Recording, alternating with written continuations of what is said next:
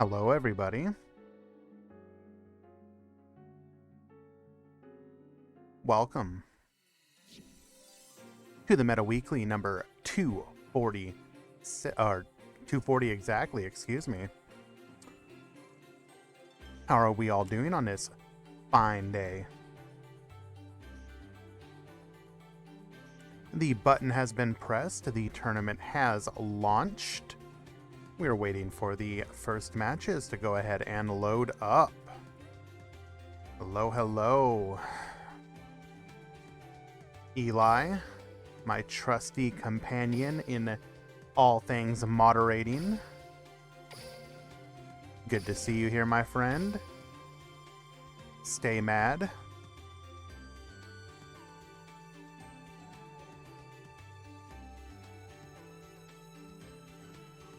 Audio coming through all right?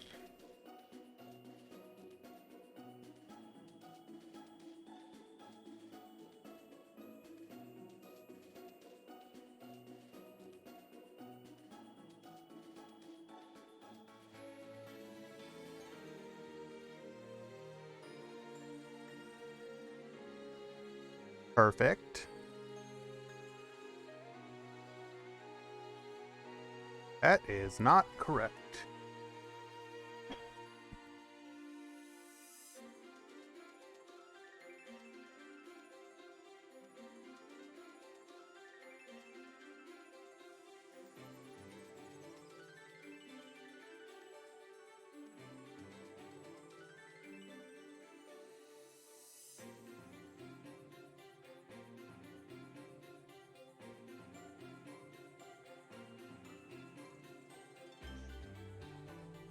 Oop, oop.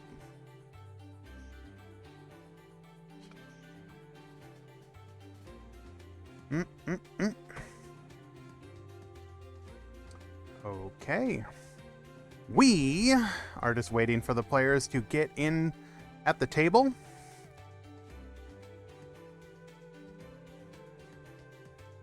That would be an absolute delight if you could do that, Wandering.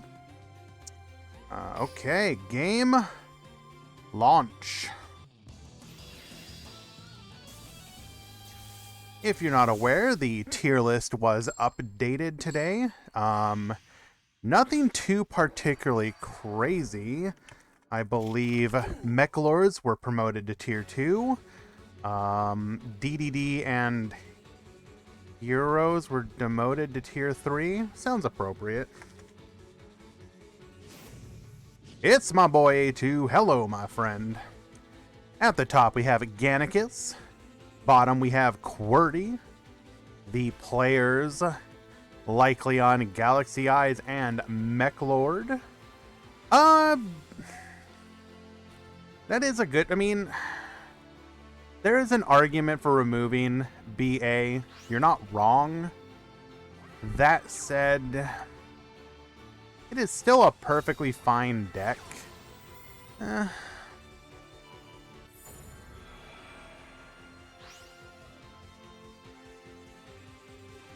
Yeah, I don't know. It probably should be removed, but it kind of hurts a little bit too at the same time, I think. Like, to admit, like, it's still a perfectly good deck. It is a fantastic ladder deck. But that is not so much of a good tournament deck right now. Who knows? It could change with the introduction of links. Bunko, I need to update that. Give me just one moment and I will do so. Do apologize, my friends. We are currently getting the last of the settings needed for the tournament. I got you, Nelag. Don't know why you weren't already there. Added.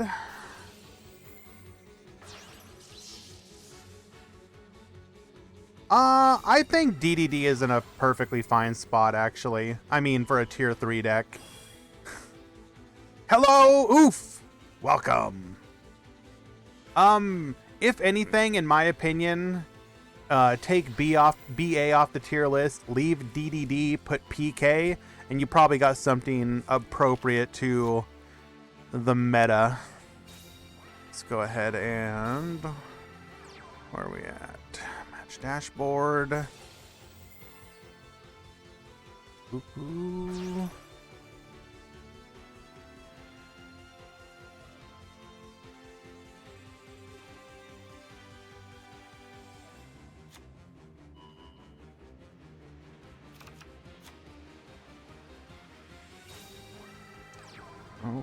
Okay. Where are we at? Where are we at? Where are we at?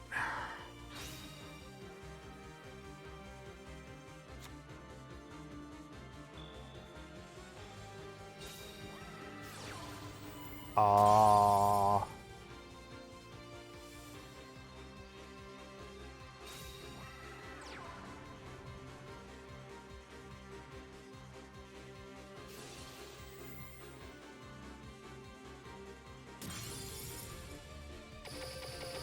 This was I think Gannicus didn't realize what was going on here. That was a really awkward line of play. Hello? Now, Gannicus is newly returned to the competitive scene. I assisted them in signing up today. So this may have just been a misplay, but that line was not correct, I think. MST taking out that prismatic TTH, by the way. The Book of Moon will ensure that the Gear Gigant is not able to make its play. Do we have... no, we do not have a Trisk play here, so we will just be setting up for the next turn.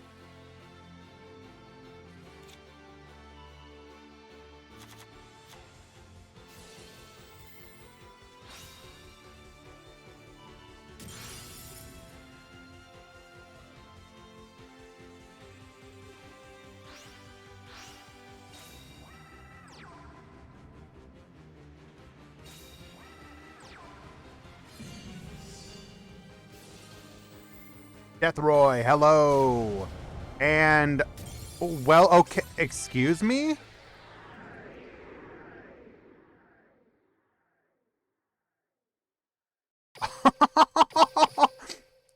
So, this was actually, I didn't even think about this. So we activated the Mech Lord Assembly, added the Trisk to hand. We used the Mech Lord's, we used the Assembly's effect to pop our face-down Gear Gigant, which put the material into the graveyard, allowing us to go ahead and special summon the Triskelion, attacking directly, stealing the Neo Galaxy Eyes, and OTK on turn 2. Truly wicked. We will proceed to game number 2. Taking advantage of a read that back row was just dead, which is probably safe to assume. Hello, Whirl. Welcome. How goes the Duelist Cup climb? Do we have, like, 3 accounts at max level yet?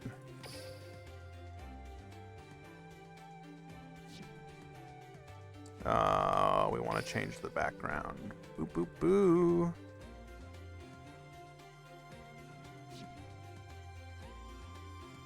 That's a good one. I am still slowly suffering through it myself, one agonizing level at a time. Game number 2.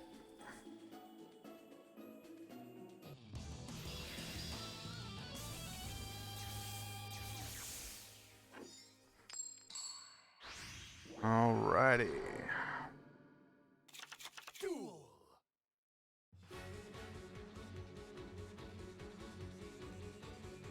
Alright, who is going first? Gannicus once again going first. Now, Galaxy Eyes does not mind going first because they will have the ability to set up their Photon Lord play. And Mech Lord also prefers to go first. Let's just hope we see a... hello, Goomba. Let's just hope we see a slightly more coherent line of play here.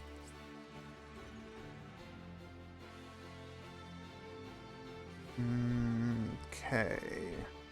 Then we just need to do one more thing here on the back end.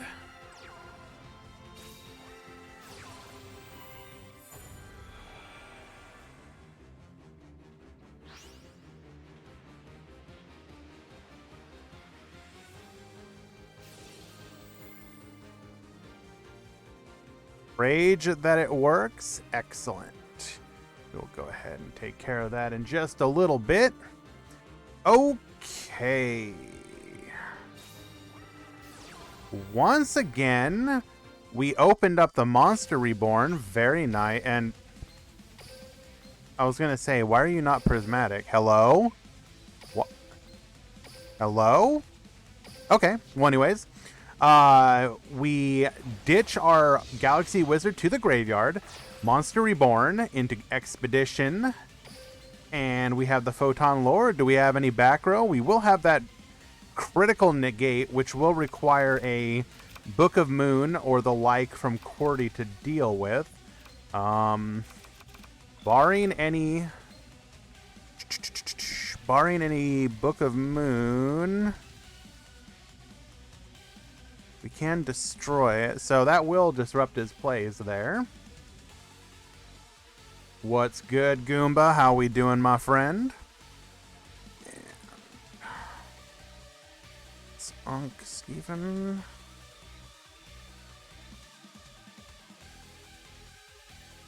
Boom. Alex Soto. Phoenix.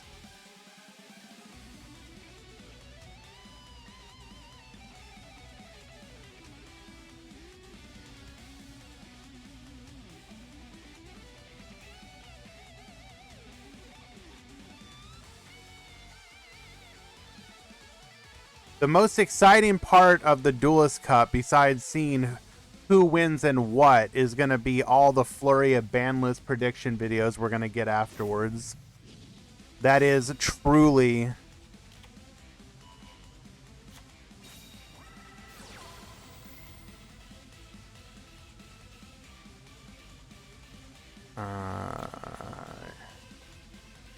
Eli, can you check that?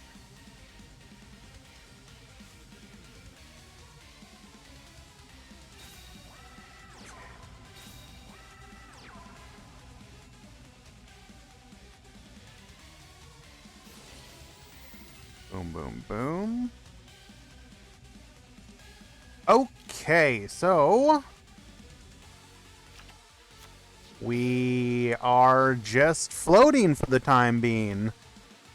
Adding that Galaxy Cyclone. Galaxy Cyclone, of course, is going to be able to take out that back row card. We did see him running Hollowed Life Barrier earlier. However, that does not appear to be the case. It is a Floodgate. Because Mech Lord is skill locked into not using any disruptive hand traps such as Crow or the like, we can expect Gannicus can just absolutely pop off here.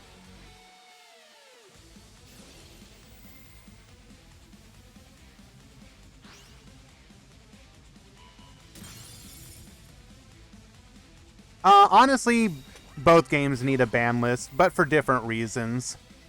Yeah, and Cordy's just going to scoop it up. They know what's coming. There's nothing we can do to stop that. Game 2 going to Gannicus. Well done.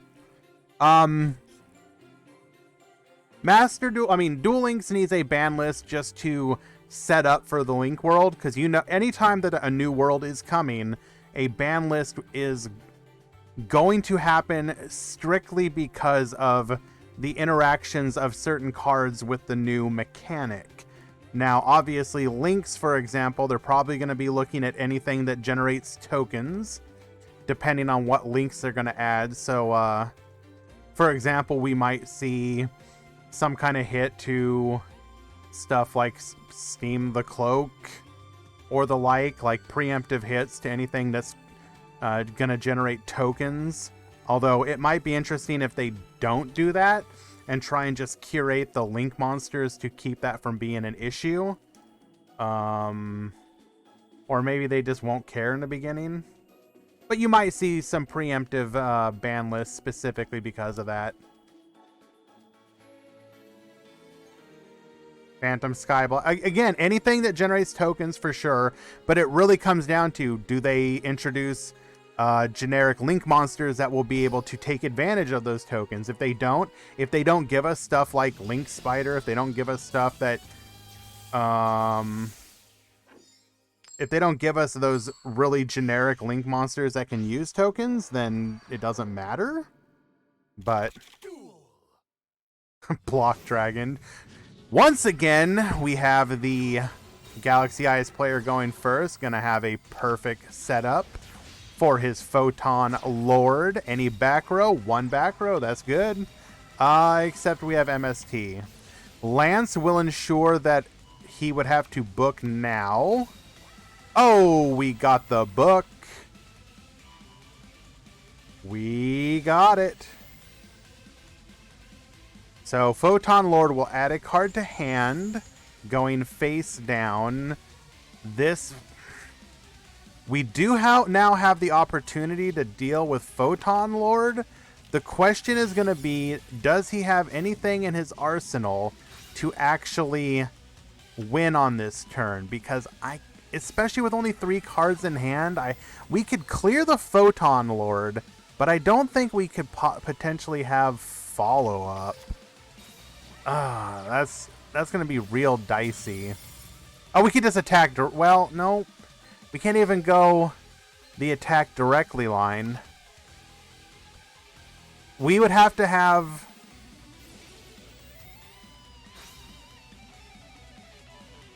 Oh, we're just going to pierce.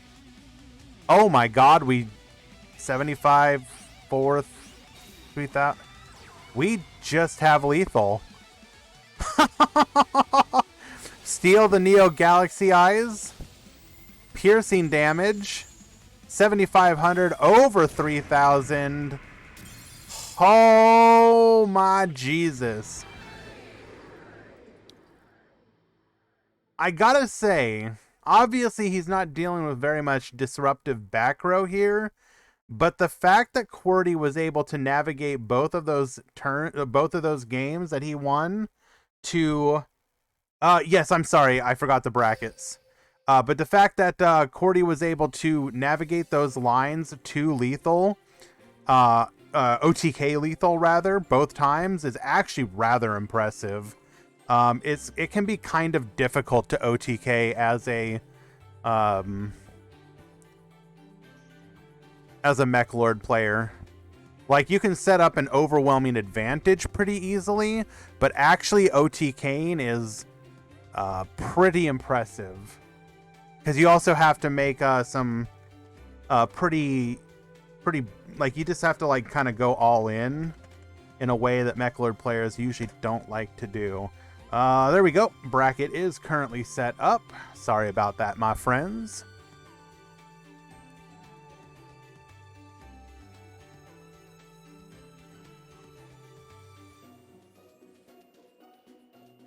Bum bum bum bum bum. Okay, and let's see here. Do we have ourselves another spicy matchup? You are not spicy. You are not spicy.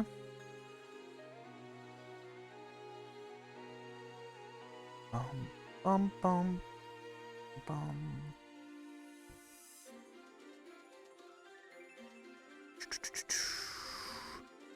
We can, of course, expect plenty of Rose Dragon, plenty of Mech Lord.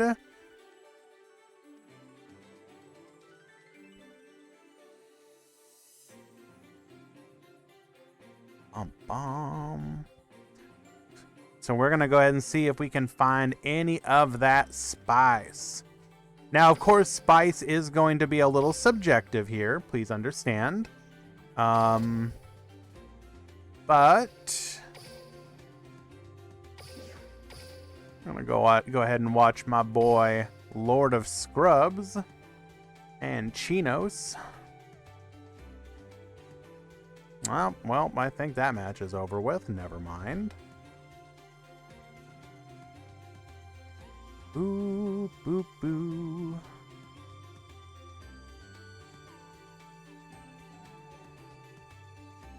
Oh, we got Black Snake in the tournament today. Very nice.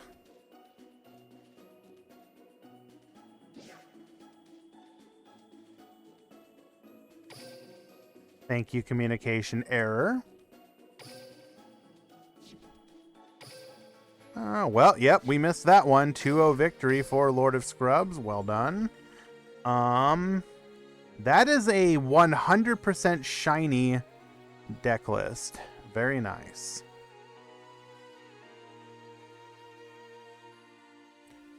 Yeah, this is looking like a pretty centralized meta.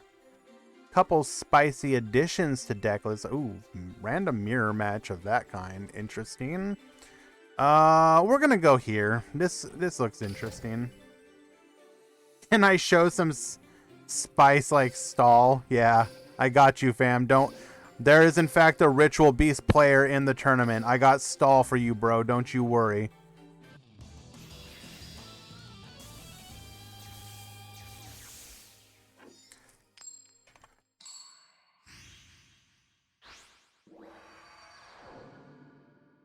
I don't think this is game one. Sorry about that. So I did, but I forgot to check who won game one. Oh, well, whoa, I forgot Whirls in the chat. Okay, look. I did not mean it that... Going into Break Sword first turn? That's kind of interesting.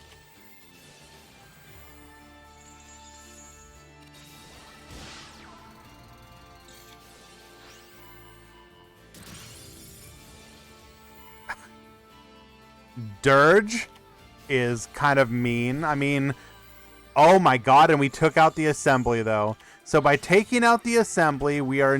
Oh, well, we're just getting floodgated. By taking out the assembly, we ensure that the Dirge... Oh, well, it doesn't matter. We got another assembly.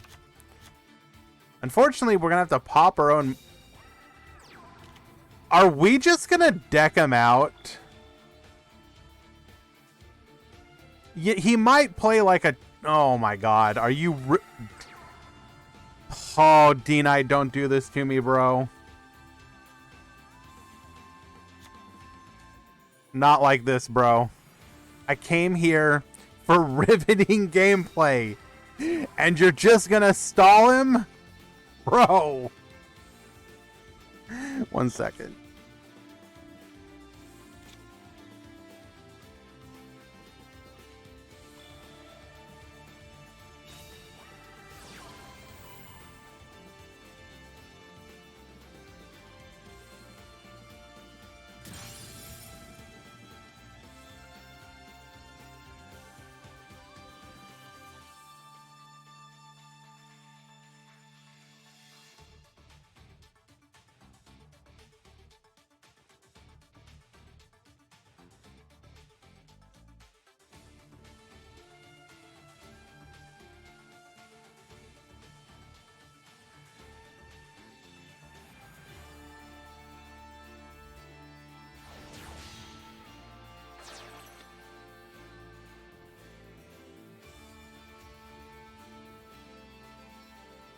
And no longer muted. Yes, we do have the option of attacking directly here. Issue is that we definitely still need to work through that back row.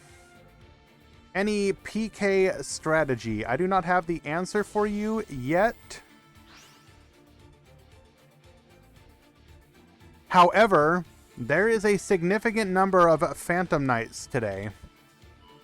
I think at least 5 out of the 50. Yeah. It is the 4th most played deck in today's event. And thank you, Ailman. I do appreciate that. That means a lot to me that you would so readily and blindly be willing to agree. Let's keep that attitude.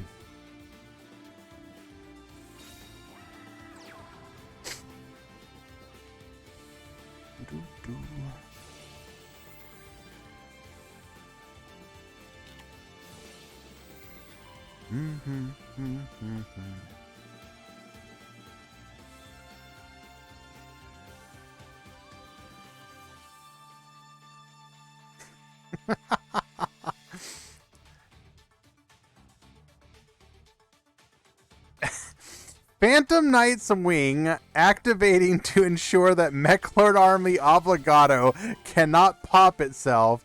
However, we will lance ourselves in response to make sure that no, I will in fact die. There's nothing you can do to stop me. And so that does eat up the lance that would otherwise protect them from whatever that last back row is, but we'll probably still chance it. I mean, why wouldn't you? Problem though, we do need to get one more name in the graveyard. Might be one of these here. There you go. Boon. Oh. Huh. First use of the skill. Alright. We know this is a boon. Is this something to stop the direct attack?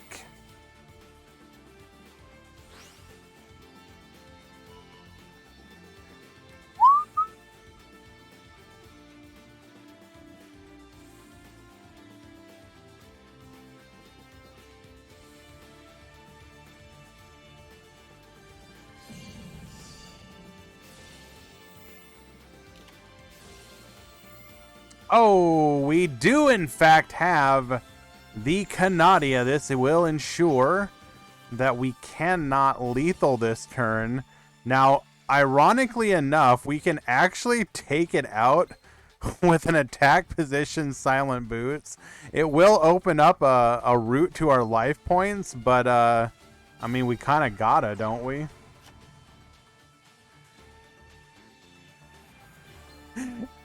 The boss monster of Mechlords taken out by a 200 attack dead pair of boots. Feels bad, man.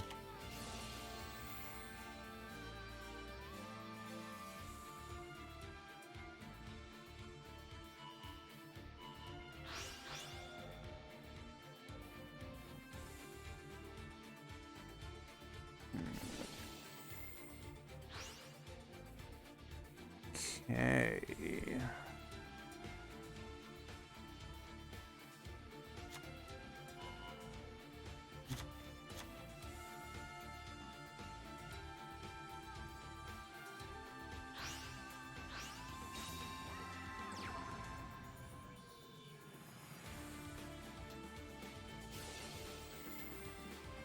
Do you not know what the trap does?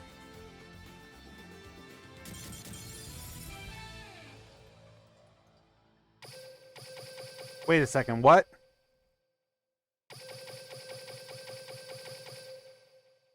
Wait, who activated?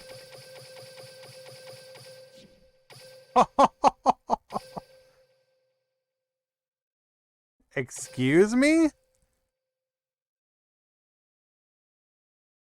Okay.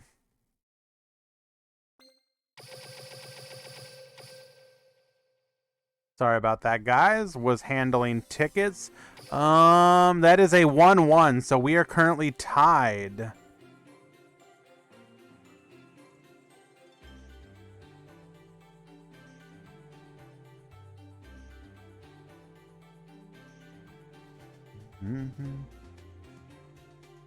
Does Aporia? Yes, Aporia. They both have the Mechlord refinement skill. They have different skills otherwise, and they have... so, I believe Aporia has a... Aporia has voice lines for Triskelion.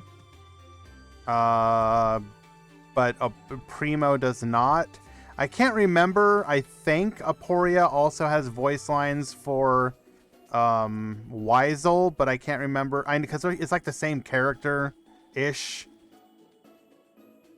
I think technically Aporia has more voice lines, maybe. But I don't know. I like Primo. I think Primo just... He doesn't look like a doofus. Aporia has like... Aporia just looks dumb, has a dumb voice, and like just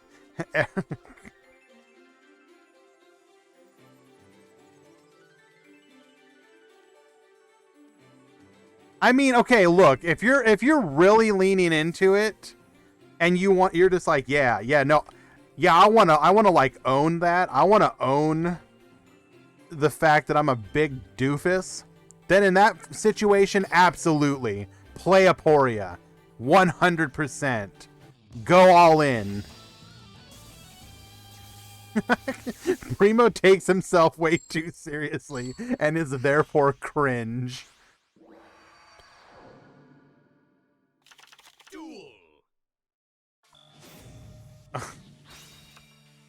Oh, I don't know if I can agree. I don't know if I can join you guys on this one, my friends.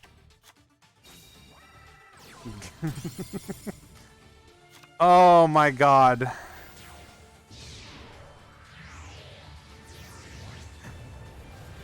Wait. Are we talking about are we talking about Quattro? Are we getting excited about Quattro right now?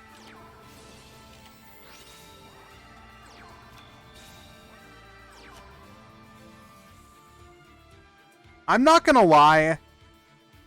I'm kind of looking forward to just... Okay, so as everybody is aware, the character unlock of the month is Paradox, which is, of course, the why am I drawing a blank on the name? The cards are so bad. Why am I drawing a blank on them?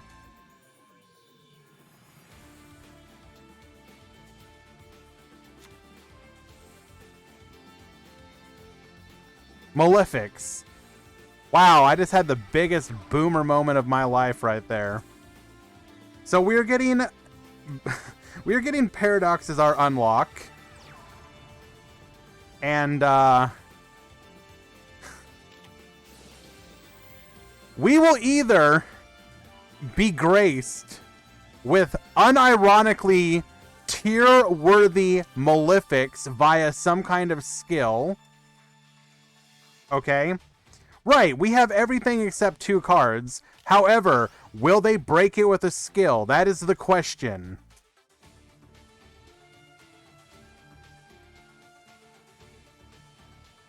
Will we be gifted with a deck that plays a bunch of nonsense actually doing well?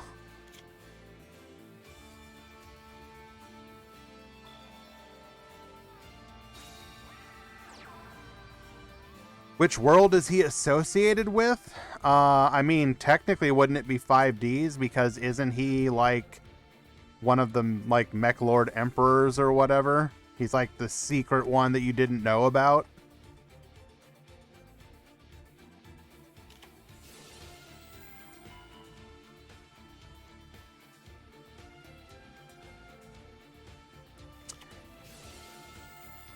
Oh, we are going to go for the Magnus play, attempting to protect ourselves with the... Wait, we can still use the Phantom Knight sword, right? Yeah, so that was literally just wasted. I do not believe we thought that interaction through.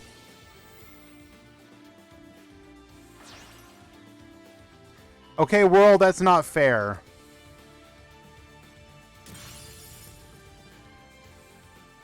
Blue Eyes had the potential to be not just tiered like it was, but straight up broken.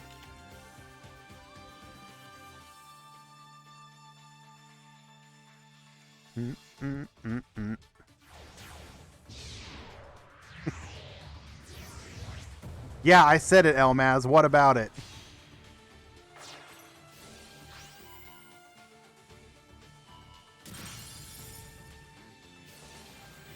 And we should just have lethal here.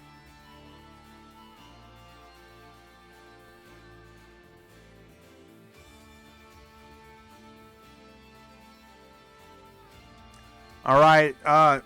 If there are any Blue Eyes players in chat right now, I will do nothing if you want to go all in on Whirl right now. I stand with the Blue Eyes player base. And King will find lethal. Malevolent Sin, banish, bring back the break sword with our trap in the graveyard, and that will be GG easy lethal.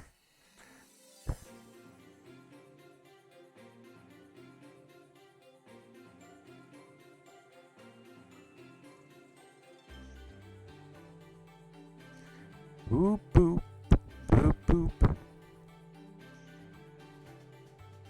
That is a 2-1 victory for King. Congratulations, King. We have exactly one match left to watch, and it is pain. Shoma, why you do this? Hey, Whirl, you know Shoma? Because, oh my God. Shoma's one of your people.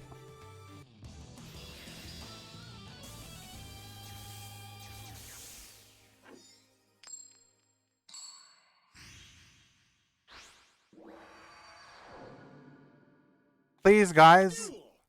This will be exciting, I promise. Please. Please trust me.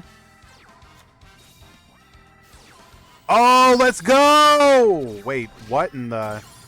No, okay, no. You had a... Bro, this was your chance! Okay.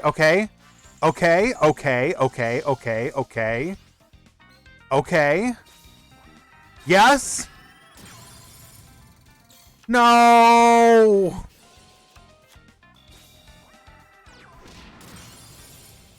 Oh, no. No. Winda into stall. Oh.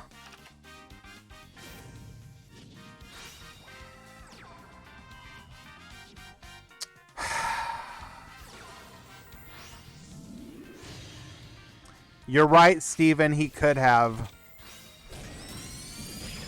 Let's go! Giving him Destiny Draw! Easy! Yo, is that Elder? Apelio time! Oh, we going in. We doing the thing, boys! We heckin' love special summoning. We love it so much, we interrupt our normal plays just to special summon again because we can't wait!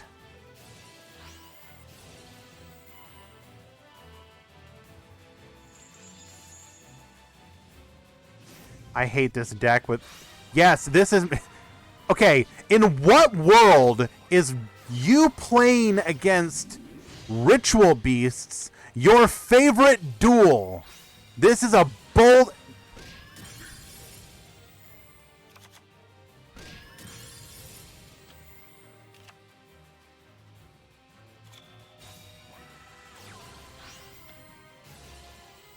This is pain.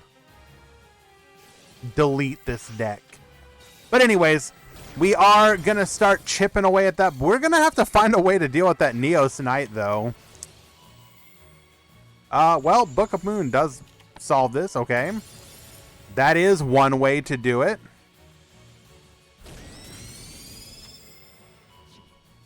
We are just gonna be going for the grind game, I guess. And hope that we can outlast him. He's only got so many cards left in a deck. He's going to run out eventually, right? Yeah, Flame Wingman would be a good way to deal with this issue.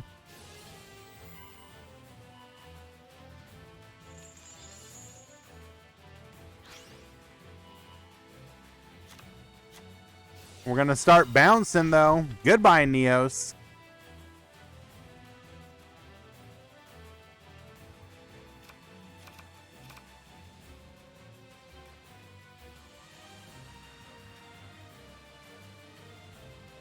As the caster and moderator, I am supposed to remain unbiased.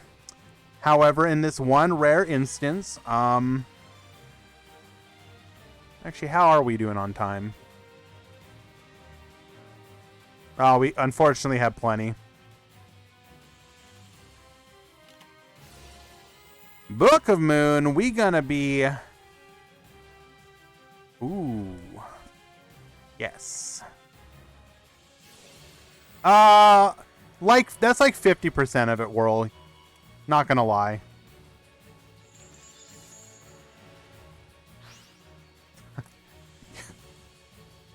Triple Winda. Yo. The girl's here.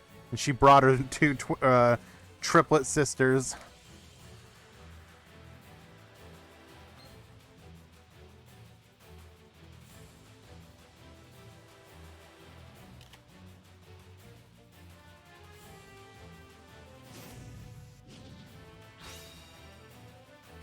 Throwing away Stratos. Dumping Burstinatrix. Is this going to be it? Miracle Fusion. Activating. Banishing Avion. Banishing Burstinatrix into Elemental Hero Flame Wingman.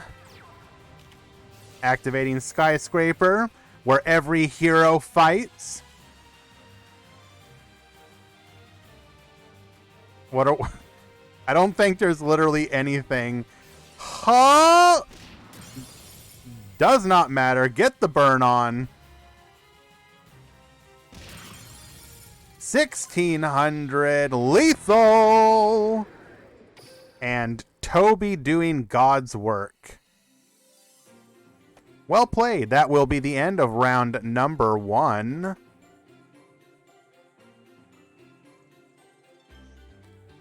I don't have the scenes on, Eli. I will turn it on. I'm sorry. I know we missed a chance for a truly poggers moment. Hello, McBob.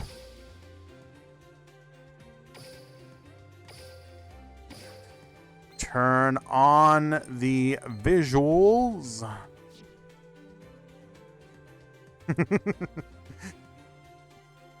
Yes, we did, Whirl. You are not wrong. Game number 2 report. That is correct. And game number 3 was Toby.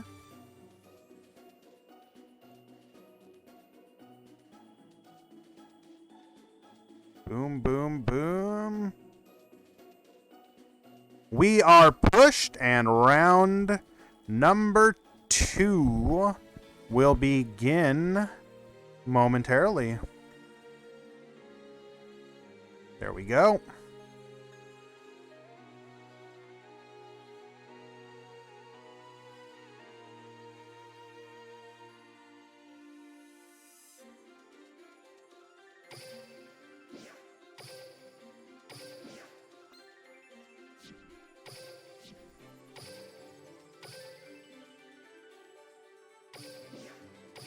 Yeah, I mean, Fissure is good in like exactly one... Well, I think the argument would be that part of the issue with running Fissure is that so many decks are running MSTs right now that all it's going to do is just like eat up an MST.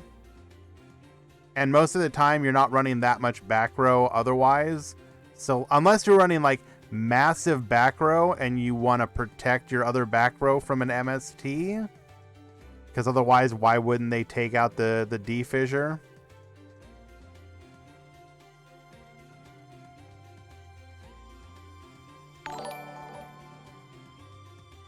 Waver, thank you so much for the follow. Bum bum bum.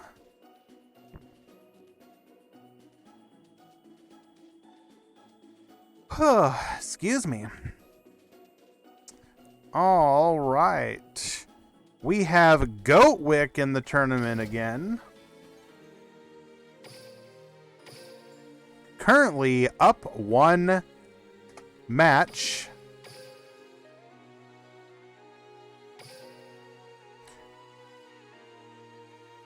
We're going to go ahead and peek on my boys here. Trentwick at the top. Lord of Scrubs at the bottom.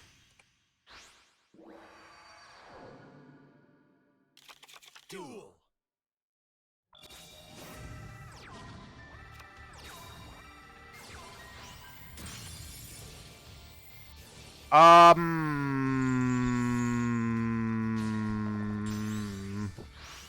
Well, that's the Noble Knights that I remember. I'm sorry.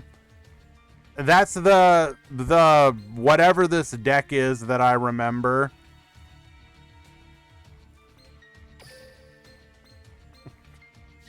Twister Pass.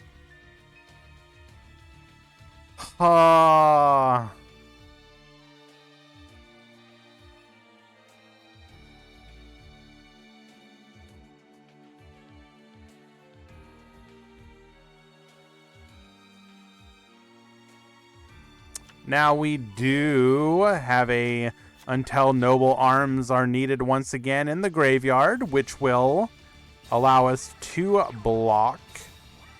So we will be looking to...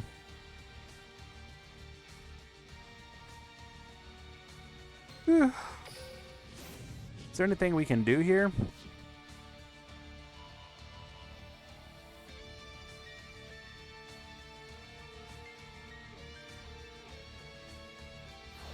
Show me them brothers.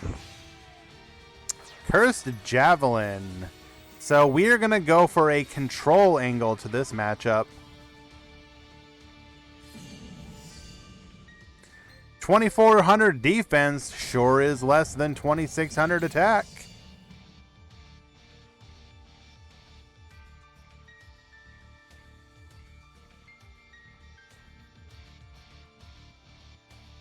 Now the question is, are we going to take this hit or do we block? I mean, there's probably no reason to not block.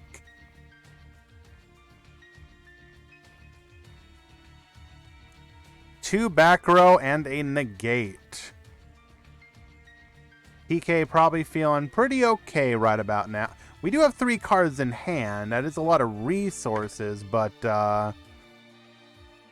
typically the resources from a Noble Knight deck tend to be fairly predictable and not really primed to deal with these sort of setups.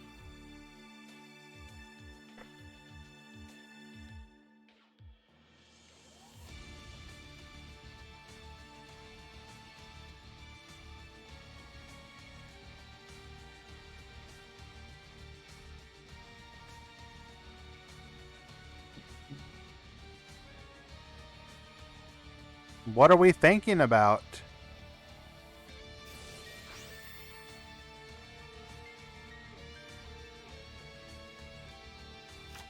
Hey, there's 3 of them right there. What are you talking about? 1, 2, 3, easy.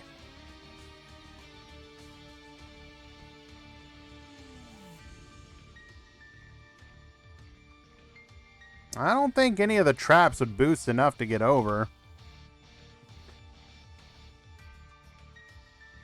He's thinking about Heritage launch? What? Reinforcements of the army. Newly released Limit 1 support. You didn't hear that. Great addition to any warrior type deck, which Noble Knights, of course, is.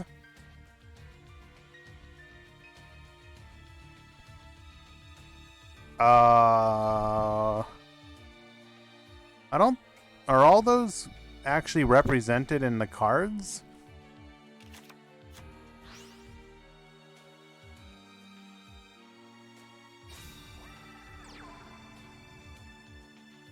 I'd have to look it up.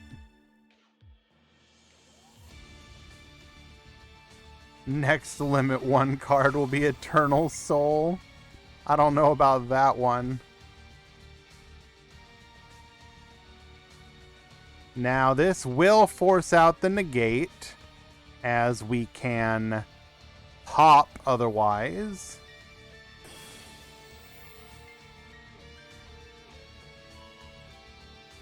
And once the negate is eaten up... Oh. Well, okay. That also solves the problem. Saving the negate so that we can also reduce the attack if they attack in after going into a bigger...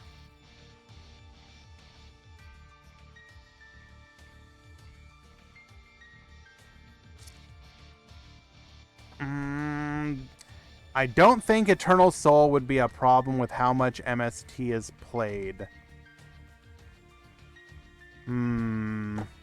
Necrofear, take out the S.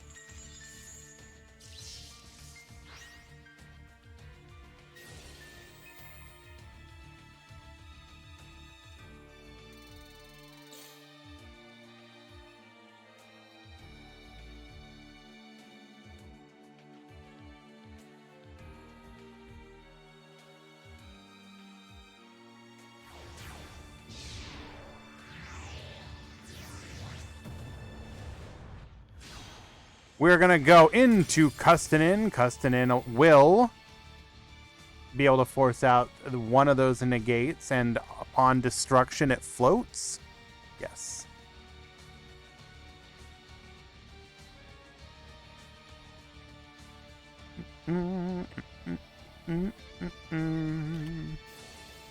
Ah, we are really saving those negates. Lance will ensure that we cannot be flipped face down. Equipping that Caliburn again. Let's get back some of those life points. So, World, to answer your question there, I literally need to, like, figure out how to get that all set up properly. Do we have any other equips, or perhaps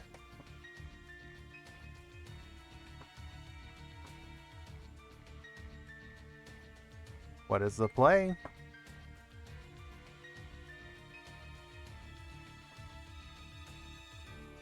We do not. Now the javelin can beat over and it will float. And we have one negate remaining.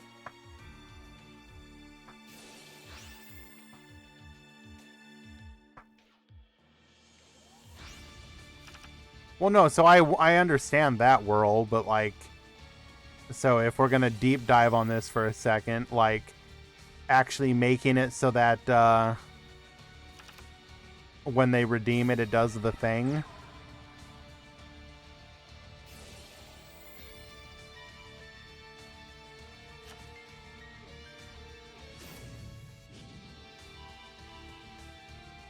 Well, we just have lethal here.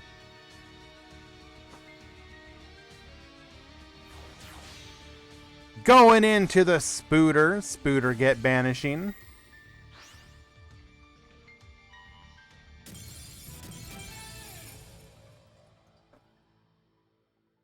And game one goes to Lord of Scrubs, controlling the duel from the very beginning. What do you think, guys? PK back on the tier list at some point? Personally, I don't think they should have fallen off.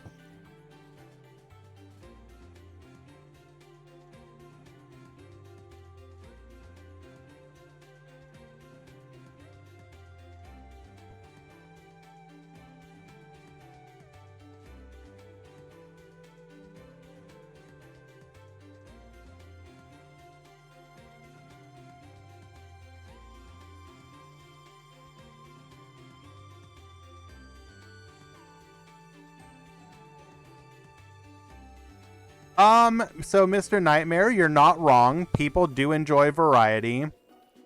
However, PK is always like... It is... How to put this? PK is putting up results better than almost any other deck that is not one of, like, the big 3 or 4 that is currently in the meta.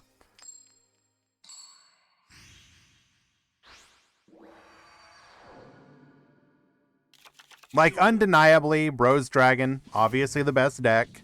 Mechalords, Heroes, probably the two other best decks of the format right now.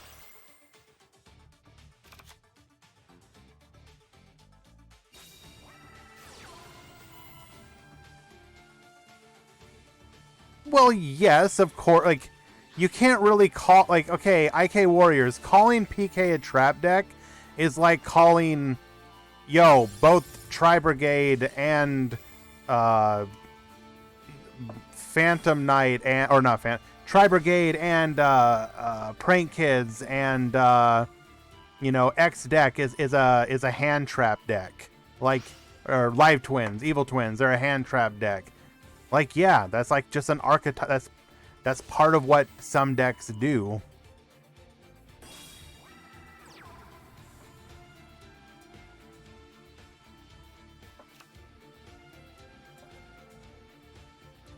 We do have decks in this game that are mostly monster decks. ASAP mentioning one, for example. Although Gandora has fallen off in the tournament scene, Gandora is still a perfectly fine deck. And it is like 99% monsters. Like, just because, like, just being a trap deck doesn't mean you're gonna do well. A trap deck needs to be able to do something either with or because of their traps. And a deck like PK takes advantage of the fact that their monsters, A, search what they need, so that's like a boost to consistency, and B, like, actually achieves a game plan. Like, there are a lot of, like, trap decks in this game. They're like, think about all the Odeon players that you play on ladder who have, like, 18 traps in their deck. And yeah, they're really damn annoying, but do they do anything? No, they just, like, burn you for 200 with chain reaction, and then you just, like, walk over them at some point. What kind of mill did we get here? We milled Gloves, we milled Cloak, Breakthrough, another Breakthrough, and Dice It. Not the worst mill. That's actually pretty decent. Whatever happened to Abyss Actors? I mean, they just have, like, their... Abyss Actors are fine. They just don't do anything that's needed in this meta. At the moment, anyways.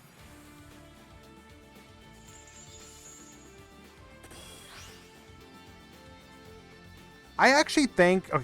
Okay, maybe semi-controversial opinion, but Abyss Actors, Caldera, thank you so much for the follow.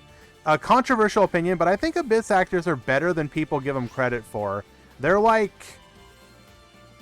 not tiered, but like, if you wanted me to name like the top kind of like rogue decks in the format that aren't tiered, like, I'd probably put Abyss Actors on that list somewhere. Like, they at least have a game plan and can be really goddamn annoying.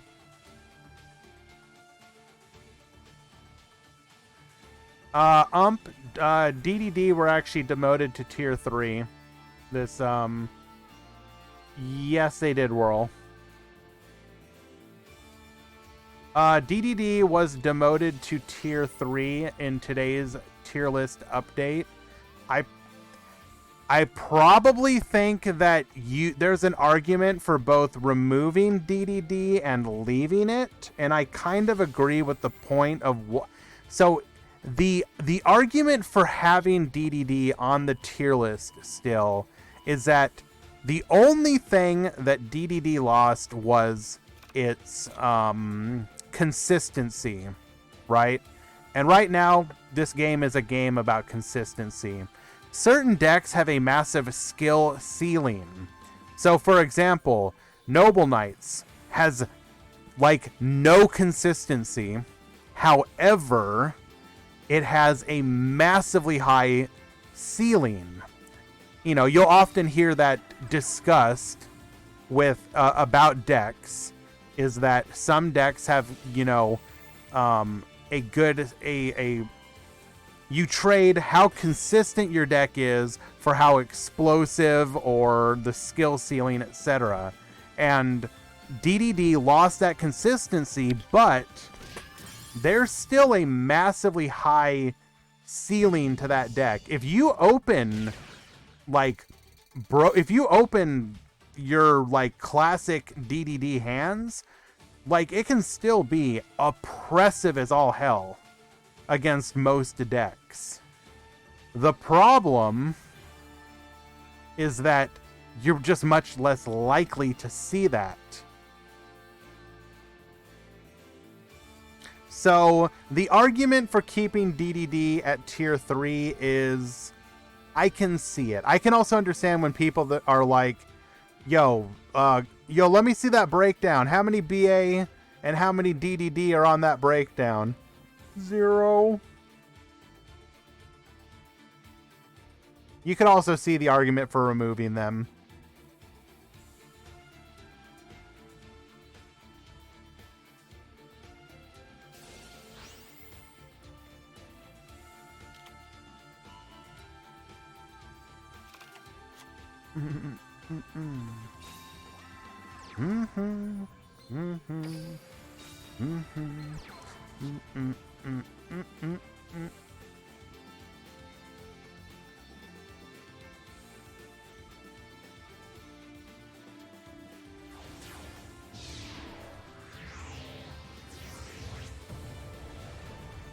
Wait, 3D.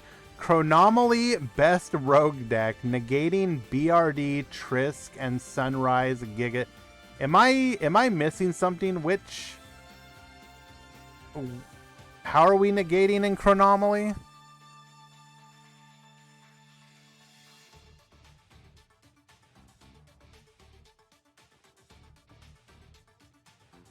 Right, Force Folk. Wait. Okay, sure. But, like, that's... I don't know if that's real... Yeah, you can go into Force Focus, but, like, really, bro? Like, putting all your hopes on...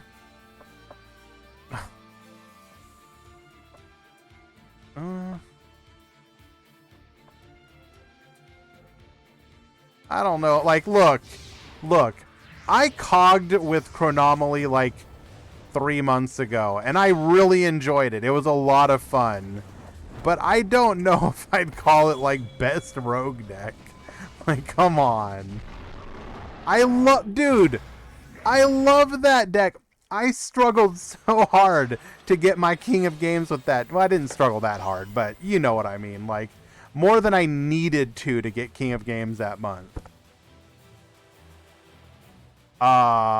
We do not have lethal, and we do have the ability to just dodge the attack if we want to. Or not dodge it, but dodge the attack position attack.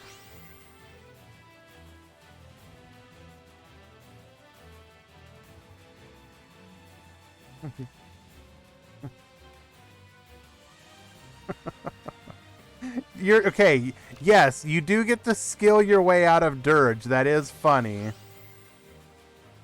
Moisture, we have the Merlin in the graveyard, so we can just go and do a rank 4 if we want to.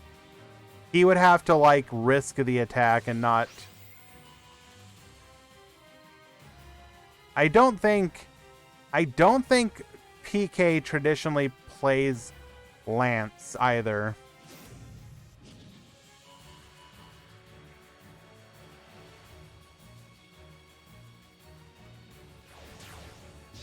Boot kick, you're not wrong, but at the same time, you get to play goofy stuff like the Barrage trap card. I won so many games because Barrage, you don't care about like the materials on your monsters, so you're just like, I'm gonna nuke the board.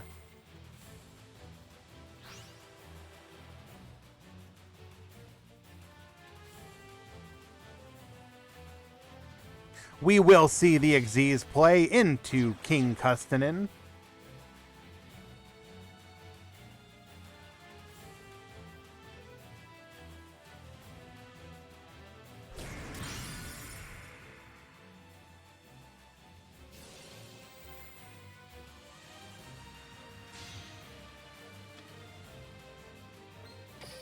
Going into the Artorgus, equipping the Destiny. We get protected.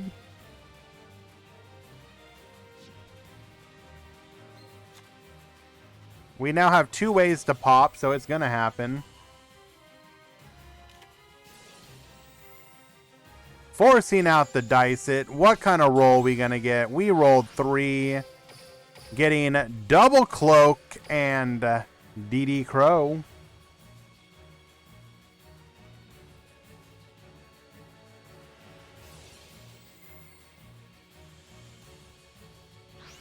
Yeah, I actually really liked the barrage.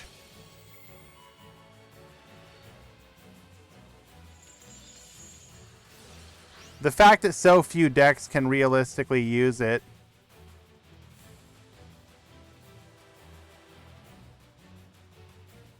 Is what makes it unfortunate.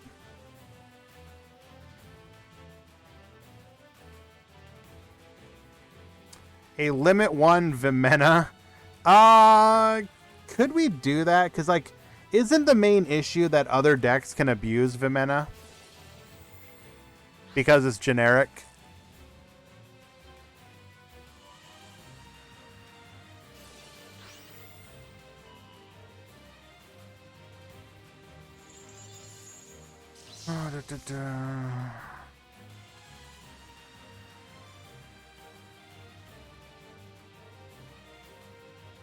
Okay, I mean it is only 1 negate.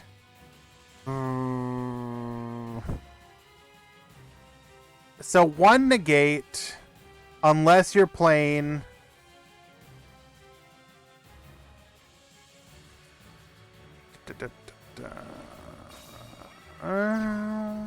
I mean, isn't the other issue the fact that it can do the stat modulation?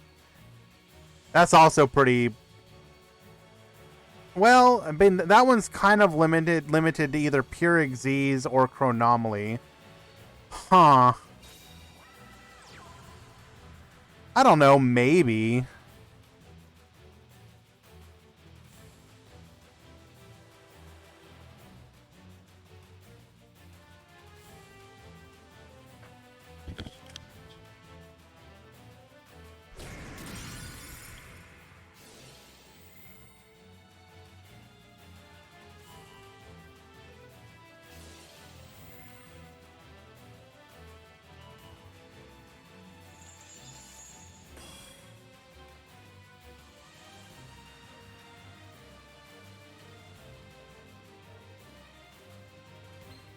We can get recycling, get that advantage back. Force out that last back row.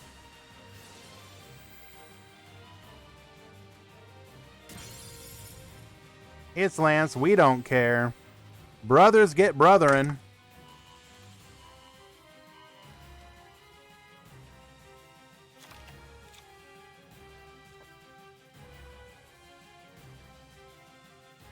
There's no way they'd give it in the skill. Like, the skill is already, like, kind of good. I mean, the only thing that would make the skill better is, like, not getting... Yeah, that's the issue. Sidra could use it.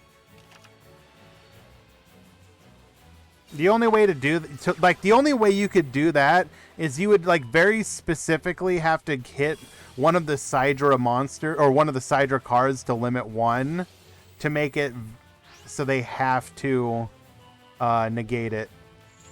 Or they have to run it over Vimena.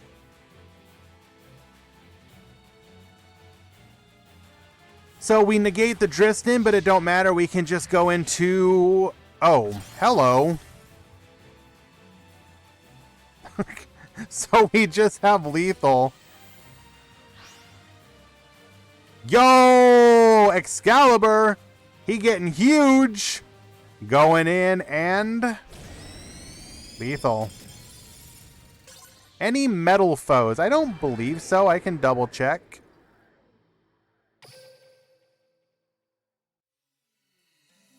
And congratulations. Game 2 going to Trentwick.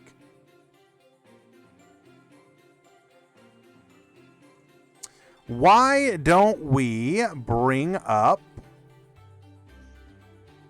the breakdown? Seems like a good a time as any.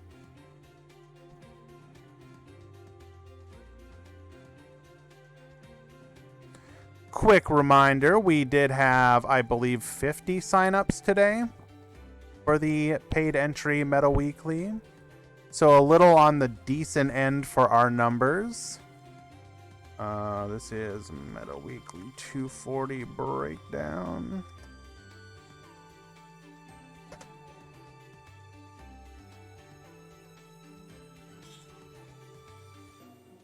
IK Warriors, yes.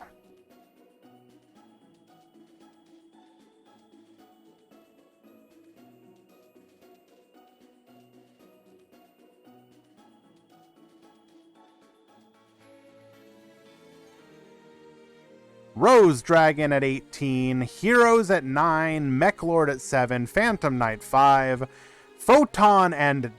Wait, there's a second Noble Knight player? Okay, interesting.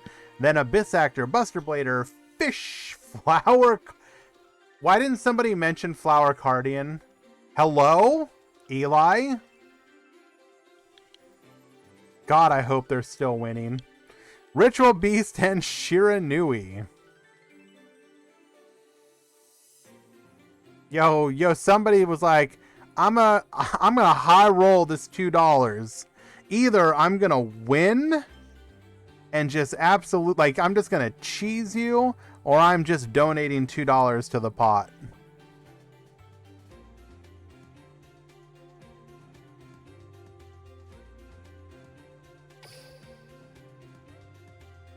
God, I would love for that to happen. Oof. God, I would love. Who is our... We're gonna check their record. How are they doing right now?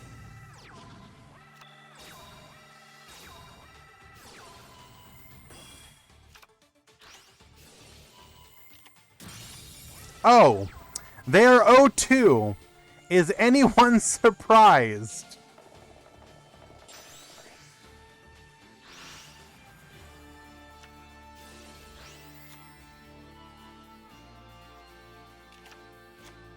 Nin, you are correct. There is not one DDD or BA player. Although, to be fair, you guys do need to consider... I mean, this is a really weak defense here.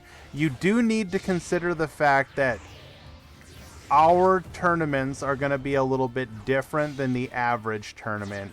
I'm sure if we look at some of the... Like, surely... I'm gonna go to the website right now. I'm gonna start looking at some of the most recent tournaments. Do we have any breakdowns?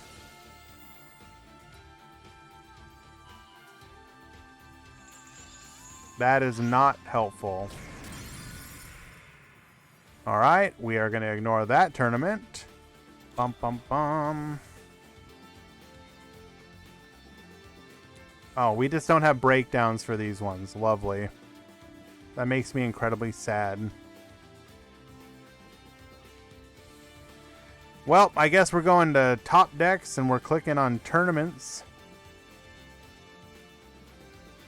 We had a... So since the beginning of the month, there have been 4 Burning Abyss tops. One of which was a win on the 4th of August. So, tournament win on the 4th of August, which was about a week and change ago. Almost 2 weeks. Most recently, we got a top 8 in the AU Weekly on the 12th. So, that's 4 days ago.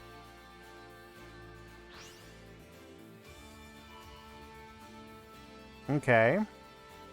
DDD, we have 5 tops since the beginning of the month. We have 2 second places and 3 top 4s. The most recent one being a top 4 in the Ruby League number 98 on the 12th. No, these are tournaments. It's not any times.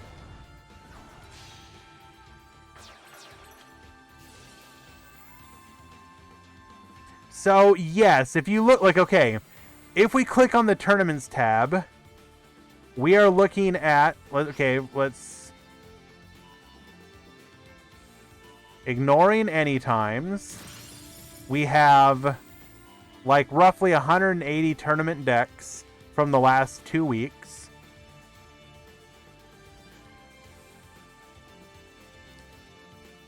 We have... Okay, so out of 197 tournament decks, so this is going to be every tournament. So the one thing to keep in mind is that the DLM website actually does a fairly good job of collecting a pretty significant number of tournaments. I really do feel like I'm kind of impressed with that, to be honest. Because if you go to the Master Duel Meta website, so they have for the same 2-week time period, we have 112 tournament deck lists. And we have 197, so like approaching double the amount of deck lists for the same time period. So there is a significant number of tournaments that the website is actually collecting data from. And no. I know you're messing with me, but I actually think this is an interesting topic. So out of the who won there? That was Lord of Scrubs. Okay, well played, Lord of Scrubs. No, this is actually kind of an interesting topic because it kind of does allow us to. Is this what's going on here? Are we finishing up? We got Heroes versus Red Eyes. We got. Let's see if we can watch a little hero action.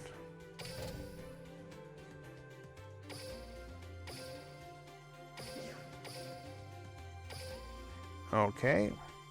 This is going to be game number 3. I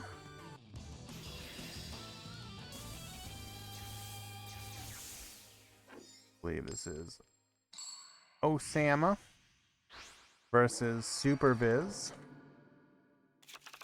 Both players are currently up a game. And why do I always forget this? We are in fact in round 2 right now. So out of 197 tournament tops right now, we have 67 Rose Dragon as the dominant tier 1 deck. We have 37 Mech Lord. So roughly a little more than half of Rose Dragon.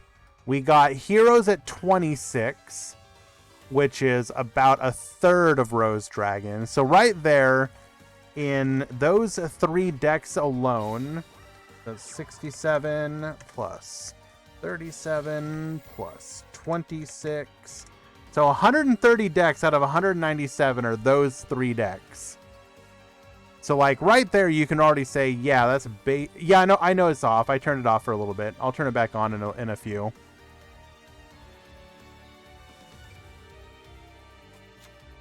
I don't even think it's Baxia or sorry, not Baxia, Yazi. I think if we're being honest, besides the deck getting hit, I think people are just favoring the easier decks more than anything. Like Burning Abyss is one of those decks.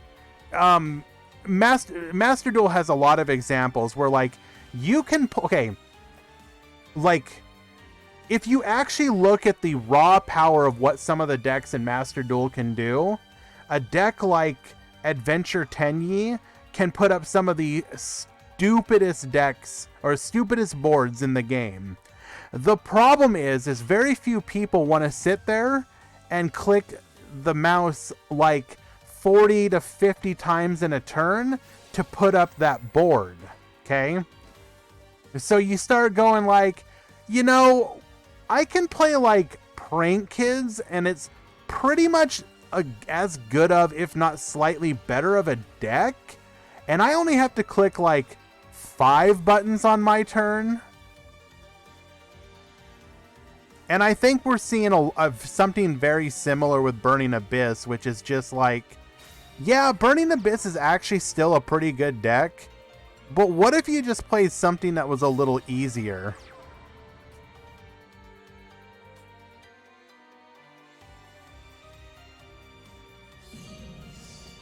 I honestly feel that's a huge part of why Burning Abyss fell off as much as it did. Like, yeah, it was always going to fall off because the meta was just kind of turning against it, and the ban list was a little more brutal than perhaps was needed, considering what Rose Dragon was going to do to the meta.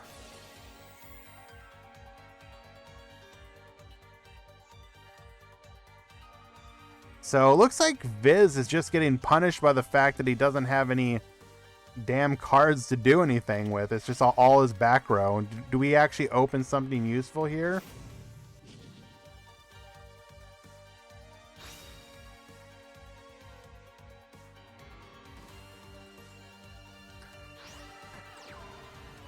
So like looking at that list of tournament decks, so we had the 130 decks that include Rose Dragon, Mech Lord, and Heroes. Then the next is Galaxy Photon at 8. Phantom Knights at 8. DDD at 5. Heroes at, or what is this? Elemental Heroes? So this is going to be Favorite Duel, right? Favorite Duel or Hero Alliance. Okay. Elemental Heroes at 5. Burning Abyss at 4. Gandora at 4. Metal Foes 3. Red Eyes 3. And then it starts falling off. Whoa, we have one Giga Chad Chronomaly player. Ah, anytime, shell me. Nice.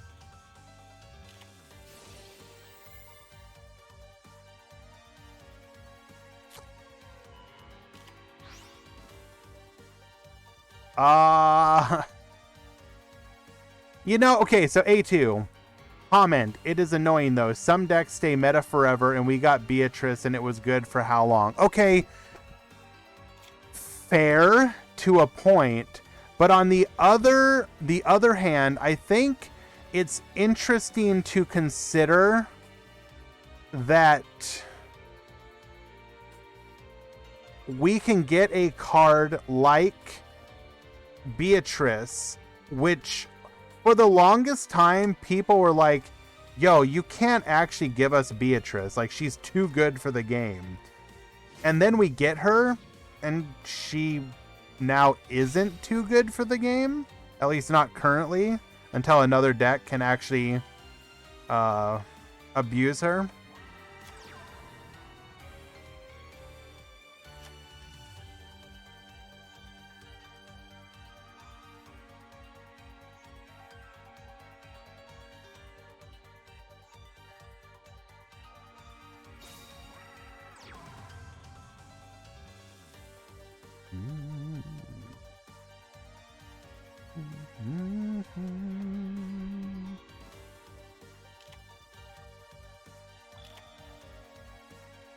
Yes, you're correct, Hugh.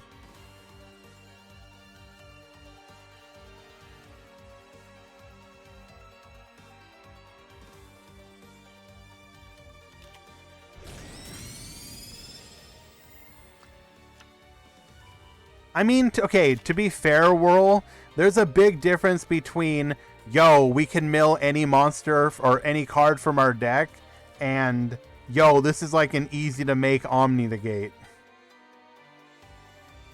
Like, of the power cards that you could introduce, a card like Beatrice is probably like on the lower scale of problematic.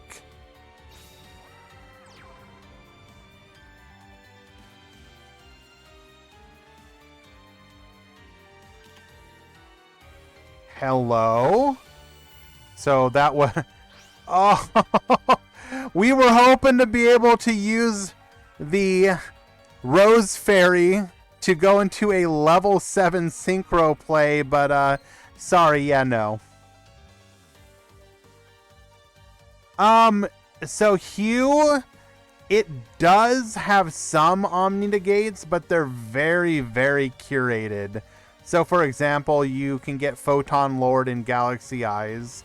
Well, okay. Define Omni negate. So Omni Monster negate or Omni Spell Trap negate. I don't think we currently have an Omni negate.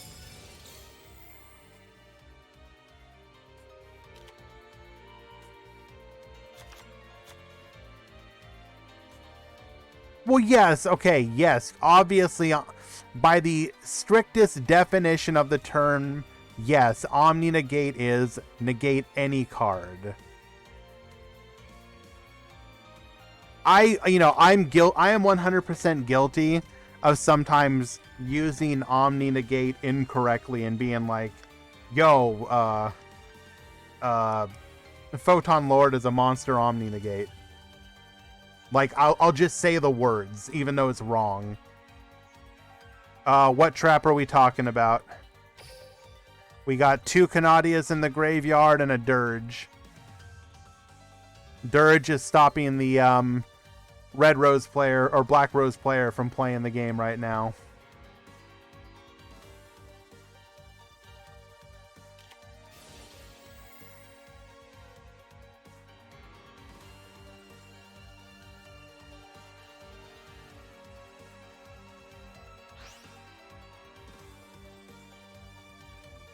No problem, Ghost. Happy to help. You have Solemn Scolding. And unironically, for a brief period of time, Solemn Scolding was meta.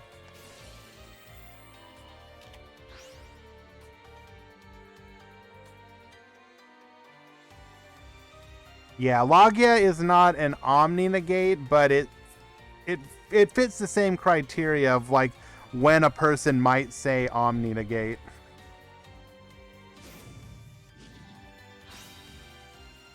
Yeah, Whirl, but it negates the summon, which is like an Omni negate. By the way, my Forbidden Droplets arrived, so I am now missing exactly 1 card before my deck is fully complete IRL.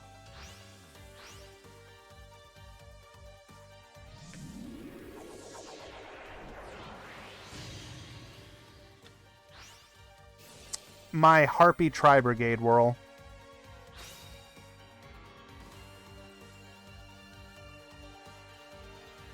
Mech Lord TCG. Not a real deck unless it's max rarity. Okay, oof. I went with the legendary deep version of it or whatever, just to save like $20 per copy.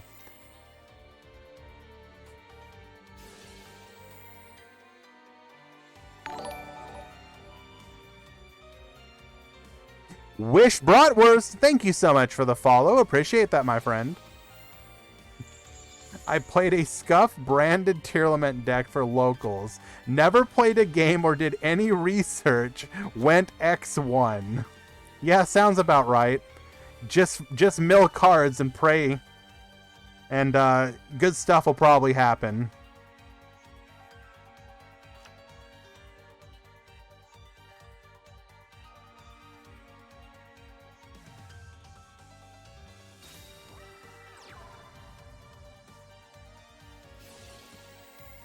But the real question is, did you have Winda in the deck?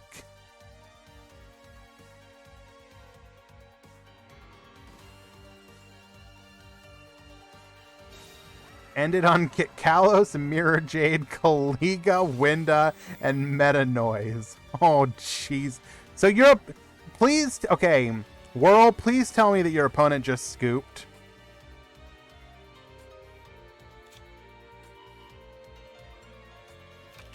Oh my god, are we actually going to get to play the game? Nope, we don't.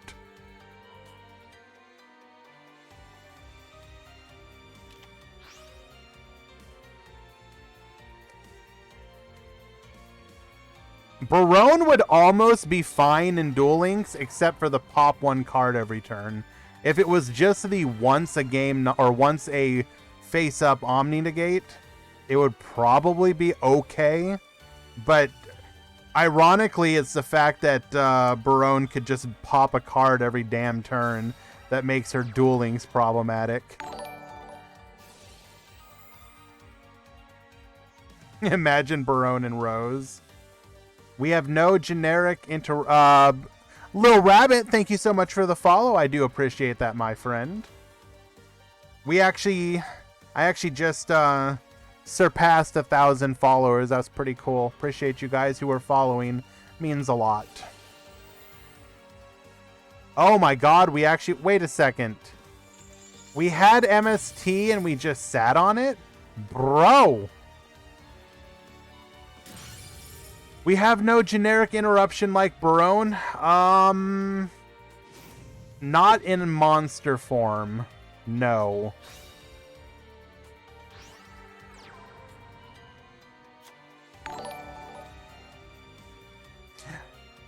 Alright, now I'm just going to be mad at you, Hash. How are you just now following? I'm not thanking you.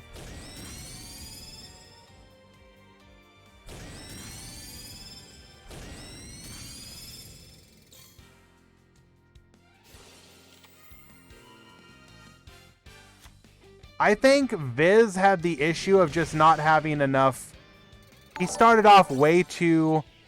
Okay, now Scrubs, that's even more problematic. How were you not following?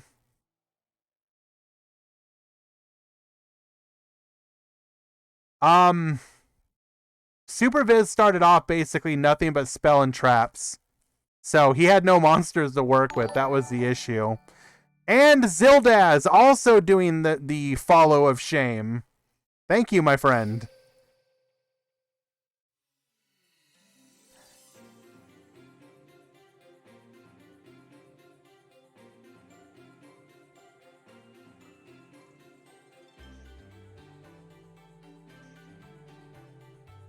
Okay, I believe that was...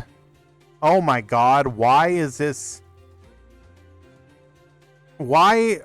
Oh my god, we're gonna go to time in this one, aren't we?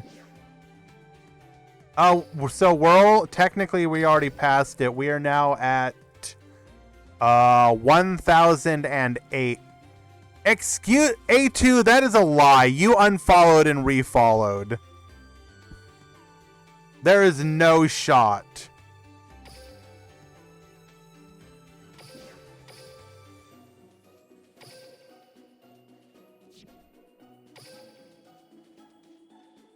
A2 out here like a sub, but not following.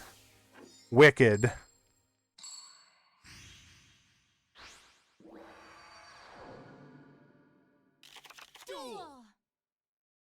The last game of the round. I don't even know how you get this close to time in PK versus... Okay, well, if you're doing that as Rose Dragon, that's probably how. Heat Wave? Excuse me?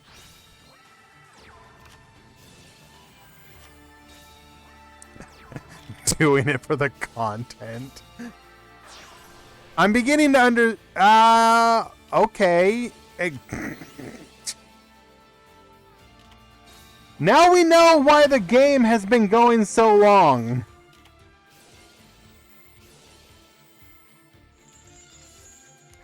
We out here intercept waving.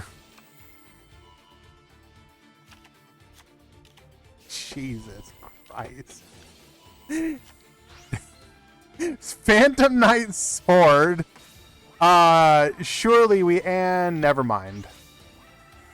Oh, we nuking... Oh, nope, we're going into Yazi. I thought we were nuking the board. But I guess that would have been a little too all in. Shiranui. You know what? This definitely does have flavors of Shiranui versus Shiranui. You're not wrong. Phantom Knight Wings, making sure we don't die. Just kidding, book. Okay, this is going to be one of those games where the only way you can describe it is, yep, flip, yep, flip, yep, flip. Would you like to play the game?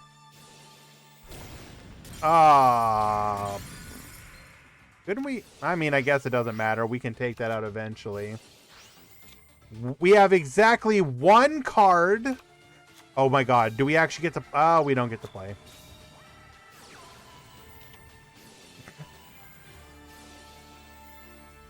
And so we just full board clear here. Wait. Bro! Am I missing something? Why are we not samurai destroying this?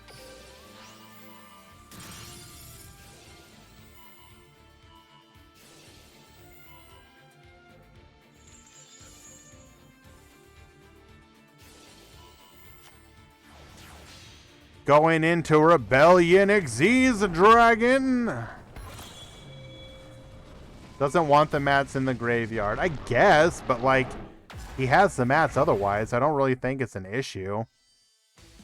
We're gonna steal the attack points of the Samurai Destroyer. Oh.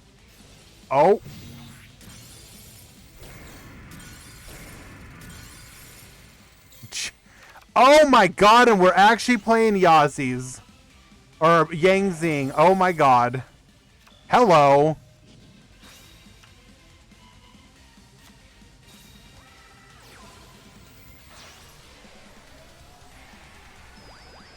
Going into a Black Rose, nuking the board.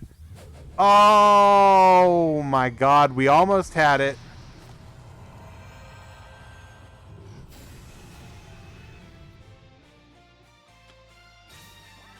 Oh, nope, never mind.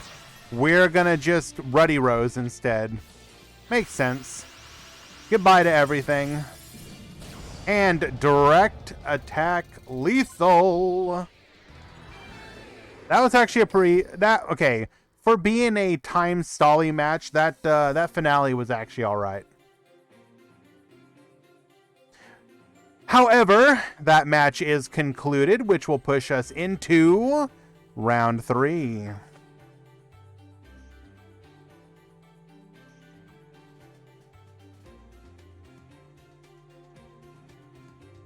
You say that boot kick, but it's actually not standard to run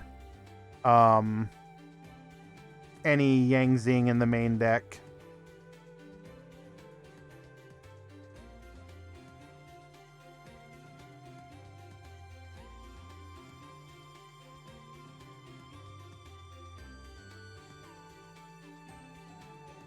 What kind of matches do we have for ourselves today? Excuse me? Okay. Normally I would not spectate this kind of game, but the fact that they're undefeated makes me want to. Let's see if there's anything else that fits the bill.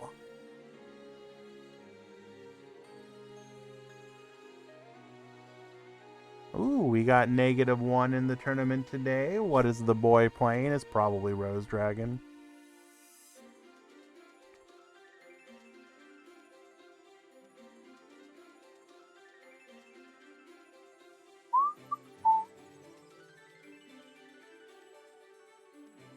Kuro Kodairu, what are we in here today? Oh my Jesus. Okay, now,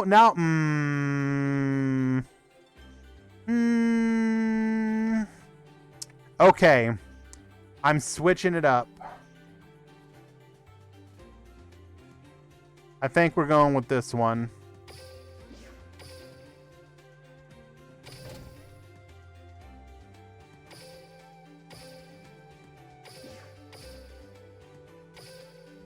Oh, but we're not here yet. Well, damn it. We'll give it just 1 second, because this actually looks like a pretty neat matchup.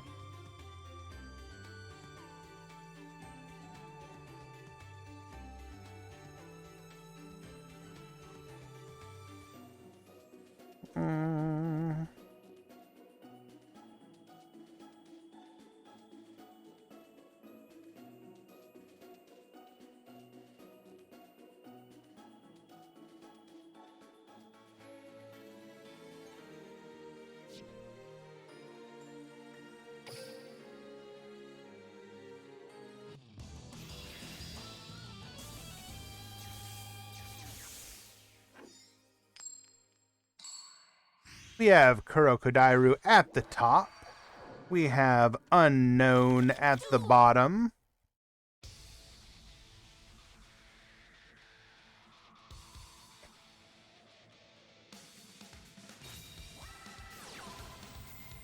We are on 30 card heroes on Aster Phoenix. Excuse me. Stratos, get searching.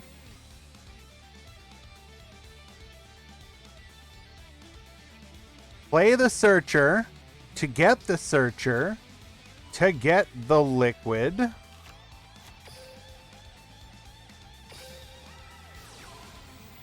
Polymerization. No spoilers. Polymerization using the Stratos and the liquid.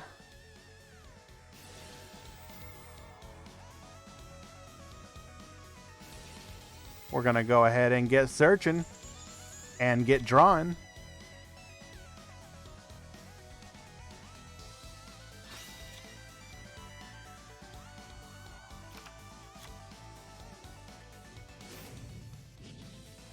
Discards MST. So we throw Destiny Hero Drill Dark to the graveyard, adding Yep Clock to hand. Yep Clock gonna get searching. Yep tokens on Yep Clock, adding that MST to hand.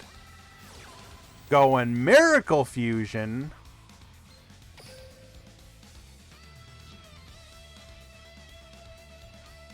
Now, the thing is, anyone... Wait. We're... Okay, we're keeping liquid in the graveyard just... So, there was a world where you kept Drill Dark, but we are favoring the liquid follow-up more. Now, what is the benefit of the Destiny Hero build? It is protection as long as the clock is on the field. And even if you do somehow manage to get rid of the clock, more than likely it's going to do it in a way that's going to bring out a monster that can't be killed. So it guarantees the... well, and okay, yes, searchable MS... Yo, spoilers, searchable MST, pretty good. Not gonna lie. I played this build on my previous stream, and I don't know how I felt about it. Maybe my build was not as good. It felt okay.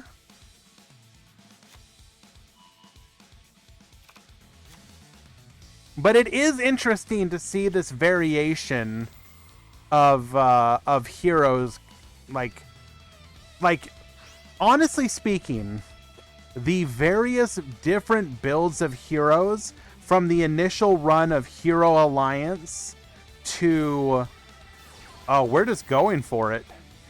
From Hero Alliance to Draw Sense Win to Miracle Fusion Time. Do we have another interruption? Yes, no?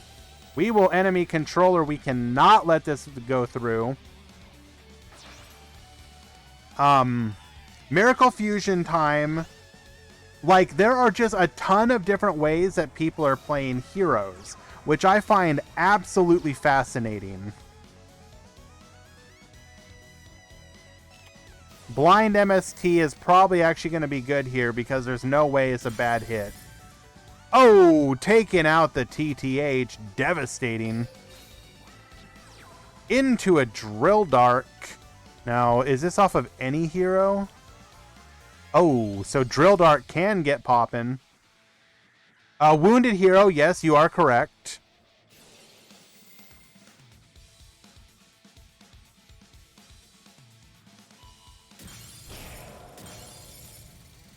Oh, that is rude. Taking out the Basil Rose shoot while it could not float. Now, the problem here is Rose Dragon gets uninterrupted plays, so we are completely out of gas, and Rose Dragon just gets to go to town.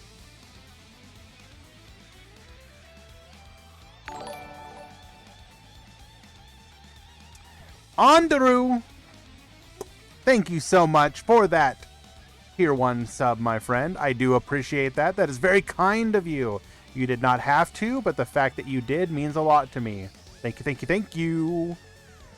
El Poggerino match. I don't know about poggers, but I definitely do appreciate it for what it is. I love seeing, like, the fact that we are in what many people would call a solved meta, and people are still experimenting with decks such as what Kuro Kodairu is running here. The fact that people are still experimenting and finding interesting new build variations, even if they are of decks that are already in the meta. Should have used Sunrise. So destroying the clock wouldn't have done anything as a problem. You just would have wiped your board and gotten a 0 attack or a 16. Well, was there a reason to do that? So, okay, we attack, pop. No. So attack with Sunrise first. We've watched some, yeah.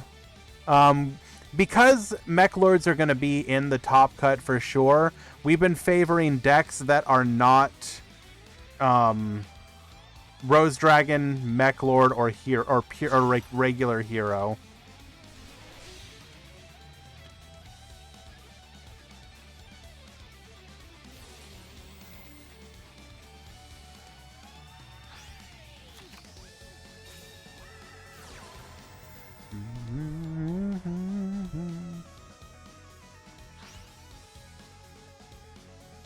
Oh, what kind of conversation we got going on in the chat? So, Robina, I was saying we need more decks that are strong that were never good in the TCG or OCG. Boot Kick listing some decks. Mech Lords, Onomats, Star Seraph, Dark Lords, the Black Rose deck itself. So it's that conversation actually kind of interesting, and also rip Kuro Kodairu. This I don't think we do anything here. I think this is actually a conversation I was having recently, which was like the idea of, so one of the complaints I've heard recently is something you will hear on and off, usually when the meta is dominated by when it is dominated by anime decks, is the idea of like, well, decks are only good in Duel Links if they are a anime deck.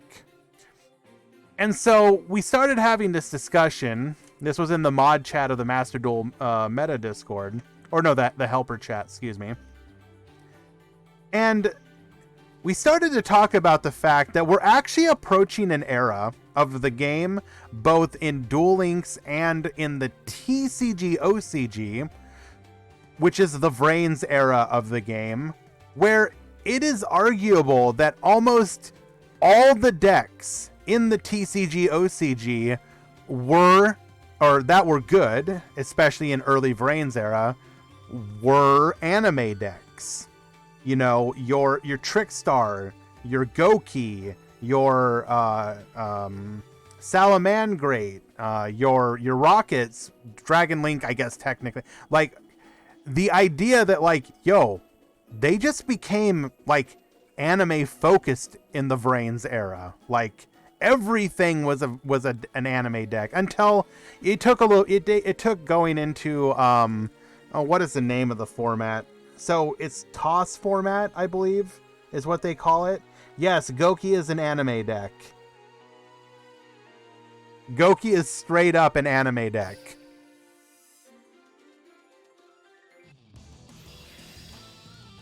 It is.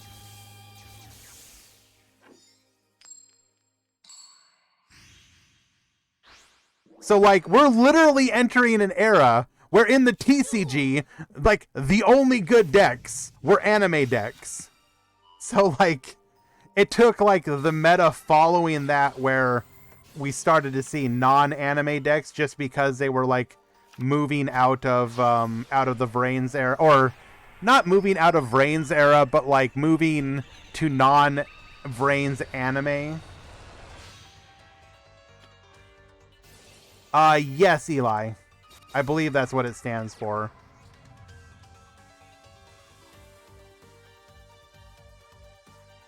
Go Onizuka. He's like the first character that Playmaker, or the first like main character that Playmaker fights.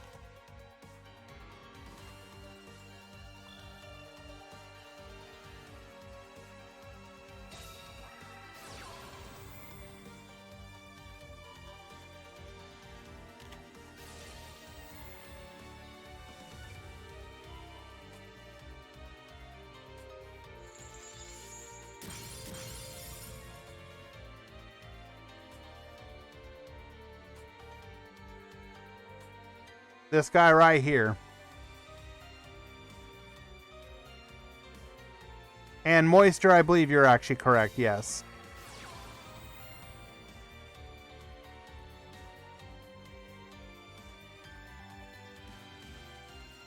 Yeah, let's just take a moment to appreciate this Giga Chad.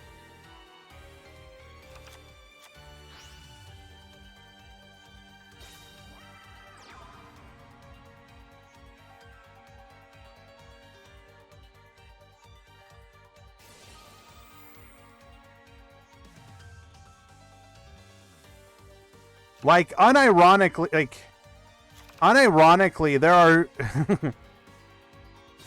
the arguments of being able to Altergeist with Ghost Girl. Oh my god, no. Please, God, no. It's gonna happen because it's literally an anime deck.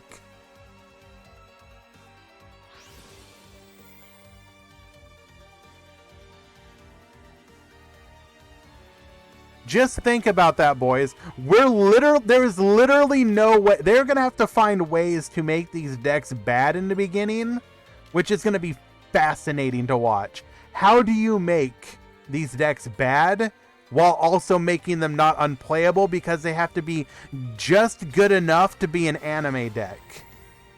Like, they have to at least be playable. They can't be unplayably bad.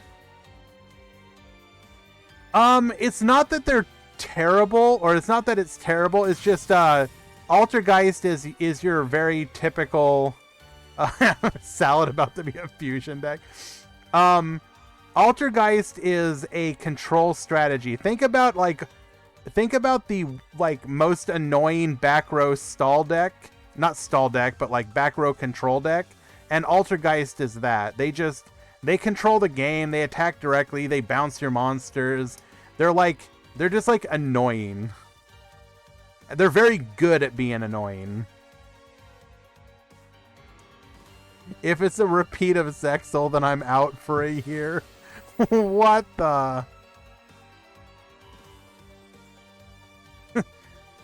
Yeah, here we go. Here we go, chat. I want you guys to envision the Duel Links version of Vrains era decks that are just bad enough to be playable in the game. So, for example, I want to hear... Oh, wow, we just gave up. Okay. Like, okay, so listen, we're gonna get Sky Striker at some point, right? But the only Sky Striker monster we're gonna get is like the direct attacker, and we won't get any of the good spells. The only good spell will be like, we'll get one engage, but you won't be able to engage for anything other than maybe like an afterburners or something.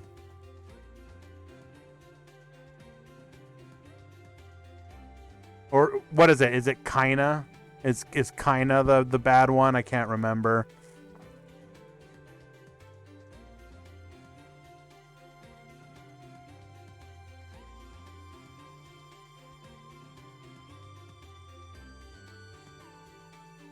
Yeah, we're gonna get Hayate and Kaina. That's it. No other Sky Striker Link monster.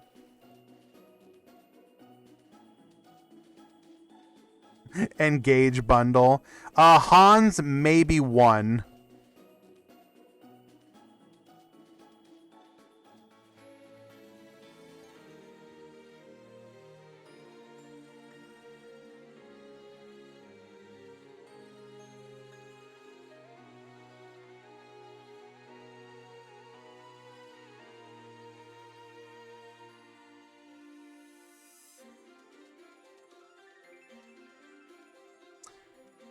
All right. Who are we gonna watch here now?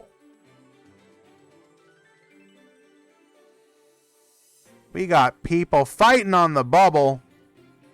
David Magri won. Nice. He's on David defeating Shoma, doing the Lord's work and making sure ritual beasts don't top. I appreciate that. You know, we keep following Trentwick. We're going to go ahead and follow the other Noble Knight player for a game.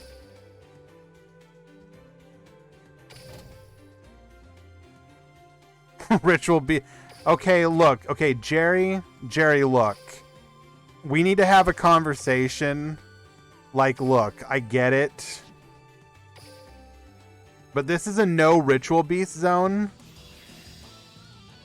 We do not condone nor allow the discussion of ritual beasts in his channel unless it is directly referencing them being a bad deck.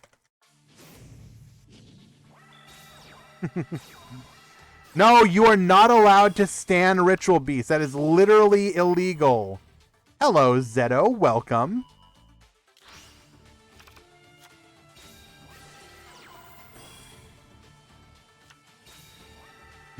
Ritual beast enjoyers rise up. No, please do not rise up. I'm asking you one time, do not rise up. No Giga Chads. So, this is not the most ideal board, unfortunately.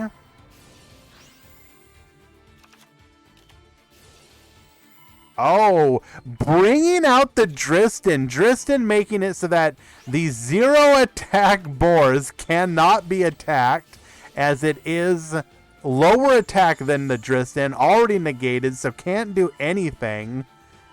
Attempted to negate... Wait, what happened? Oh, we targeted the Dristan. Okay, I was like, wait, did you target the boars and it went through anyways? We're gonna go... Well, already negated, so it doesn't matter. Storm up. Oh, and Parallel Twister. Oh my goodness. Okay, we're gonna force this through. The Galactin will go onto the boars. Do we? We don't have lethal, unfortunately. Okay, we're probably gonna see a comeback here. Hello, God of War. Welcome. Oh my god, we got Canahawks, we got taken them. No, stop. Aggressive PKs. Yes. As everyone knows, PKs are in fact aggressive. Hello, cat. Sure. Well, she wanted in the window. So, by God, she was going to use this desk to get there. Who am I to say otherwise?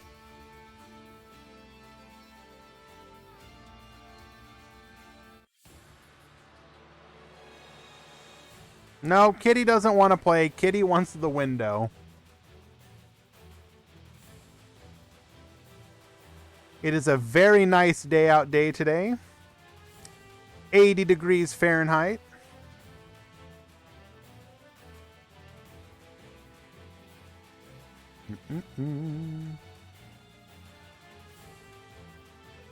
Bum, bum, bum.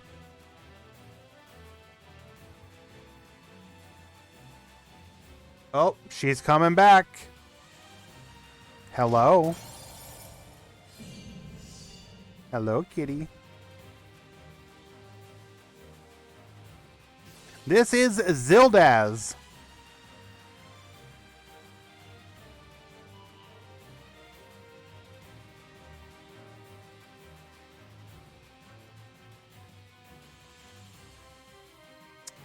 Schofield, CM Schofield, you can literally just type in 80 degrees Fahrenheit in Celsius and it will give you the answer.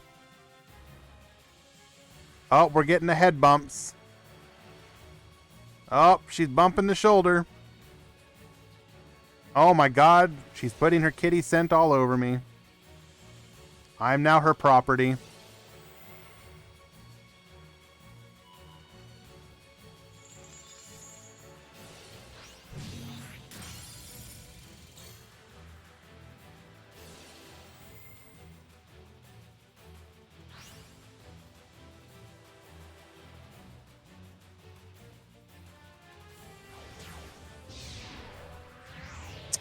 And the keyboard is now hers.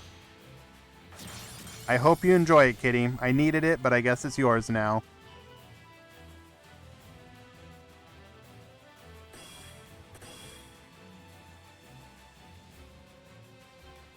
Oh, and is this exact lethal? Yes, it is. Zildaz tying it up in an epic comeback victory. 1-1.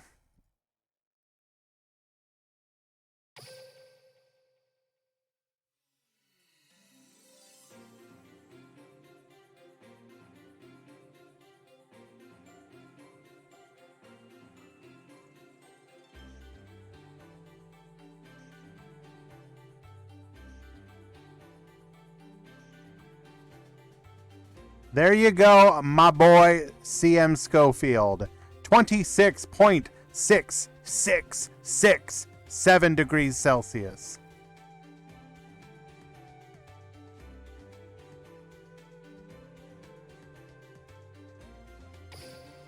Six.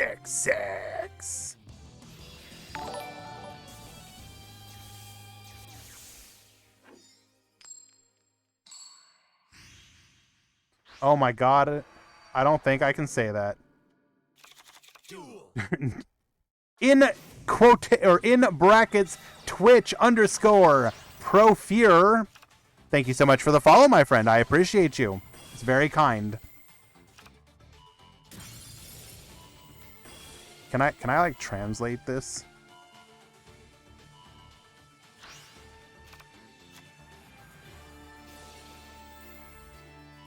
Let me see if I can. I'm sorry, Kitty. Hold on. I need to actually listen to this. 职业飞，职业飞，职业飞。JFA. I probably butchered that still, but thank you for the follow, my friend.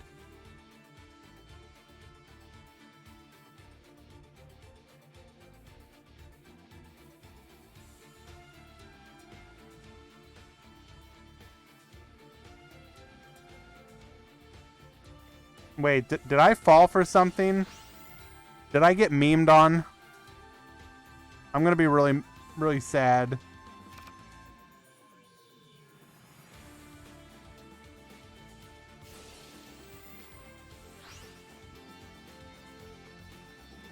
I mean, I wouldn't blame them, but regardless, thank you. No, Daleks. This is Zildaz.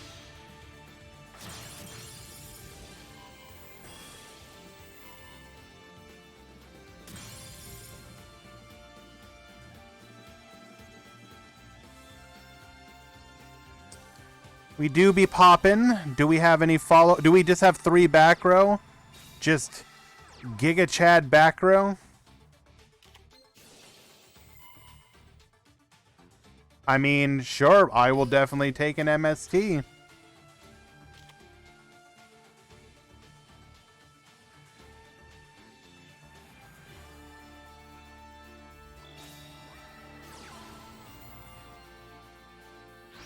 See You Later was, in fact, a very nice skill.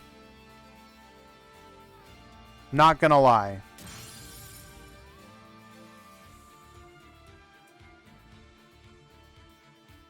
It was probably problematic. I don't know. Would See You Later be too much in the current metagame? Do you think so?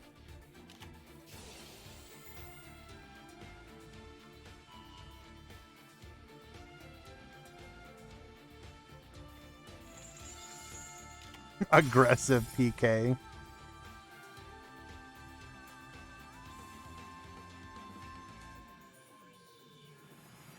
I unironically think you could probably unnerf See You Later and the level augmentation skills, and it would be perfectly fine.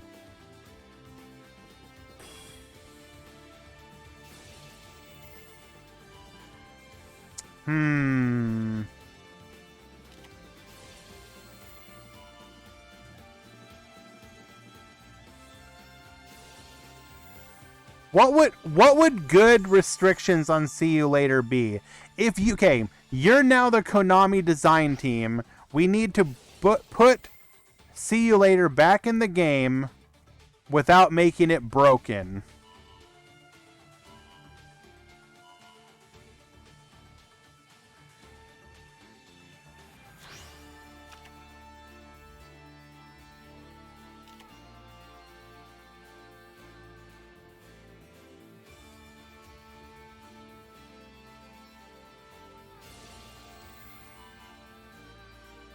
Can't summon the same monster. Okay, how about this as a restriction? What if you can't even use it on a monster who's activated its effect this turn? What if you could only use See You Later on a monster that has done nothing that turn?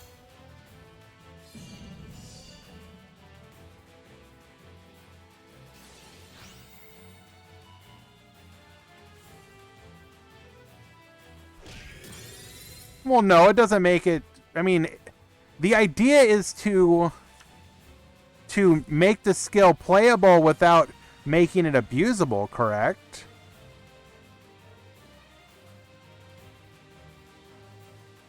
Because I think what people are like when somebody said See You Later heroes could be problematic, would be like, oh, I normal summon Stratos, get search in, add Stratos back to hand for next turn. I think that's the concern, right?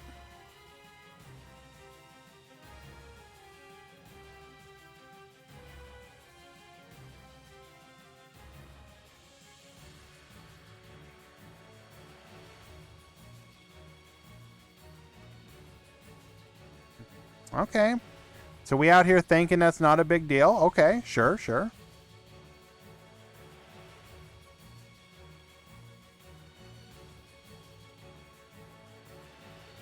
You don't like my suggestion. Okay, fair. I didn't say my suggestion was the correct one. I was just throwing it out there since we were talking about it. It's a fun little discussion.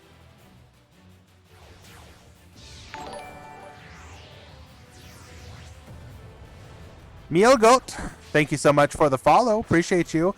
And Stejoker, I missed you. I'm so sorry. Thank you for the follow as well.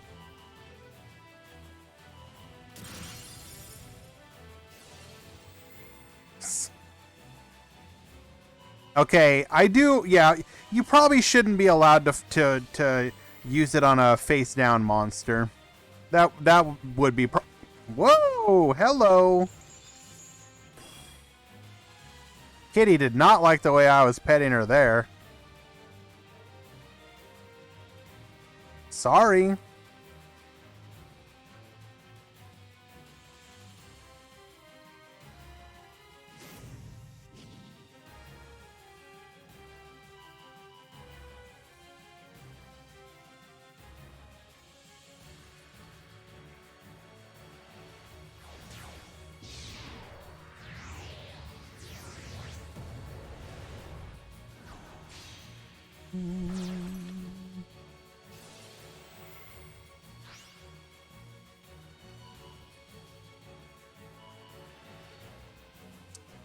So we are currently attempting to break, to just straight up crack this board.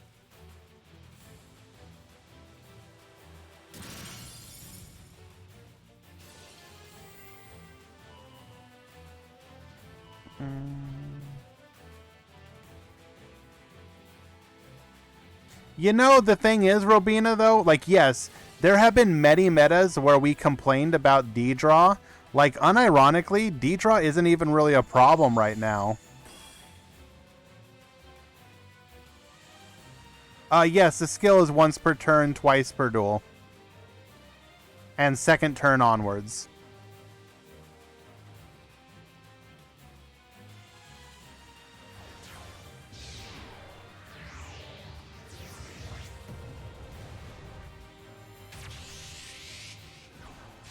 It's not even that there's more broken skills, there's just more appropriate skills.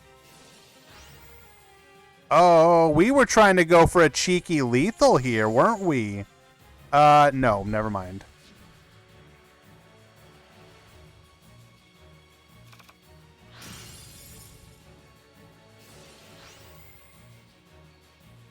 Were we hoping that that would...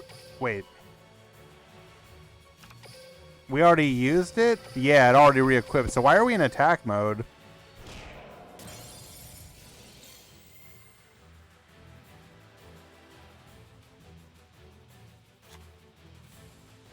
All the bad decks now use them.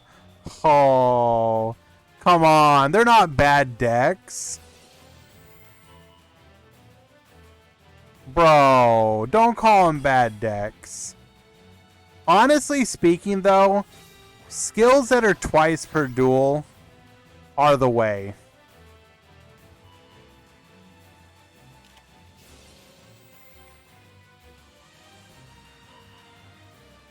Oh, this is going to be a problem. That's like exactly what he needed that card to be.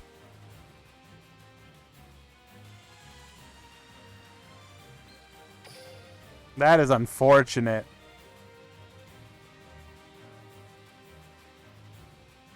You want to buff the Master of Fusion Paladin skill? Make it not make you play a freaking Highlander deck. What was the first twice per duel skill? It was what's his face? Why am I drawing a blank on the name? It was Bandit Keith's like shuffle a card into the deck. Switcheroo, yeah. Yeah, switcheroo.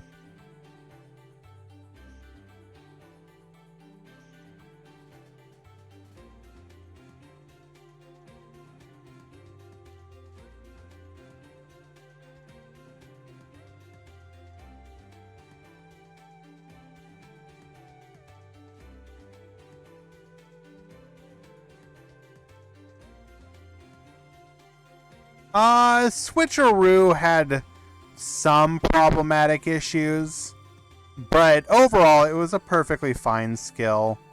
I mean, it was abused early on, to be fair, but not in a way that was like too big of an issue, I guess. Mostly it was like the abusing Thunder Dragons aspect of it. Okay. So We go ahead and push that. And that was a win for King.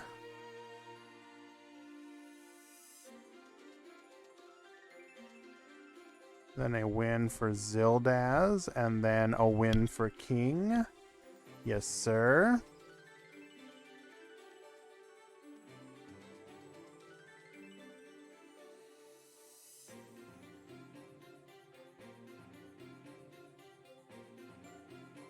Yeah, no.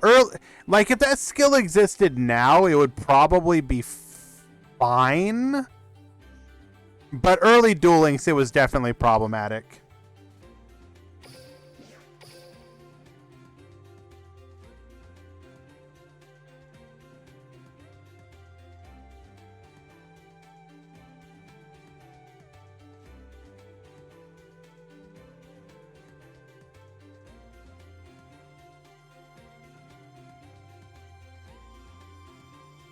Okay, we are in round number 4, my friends.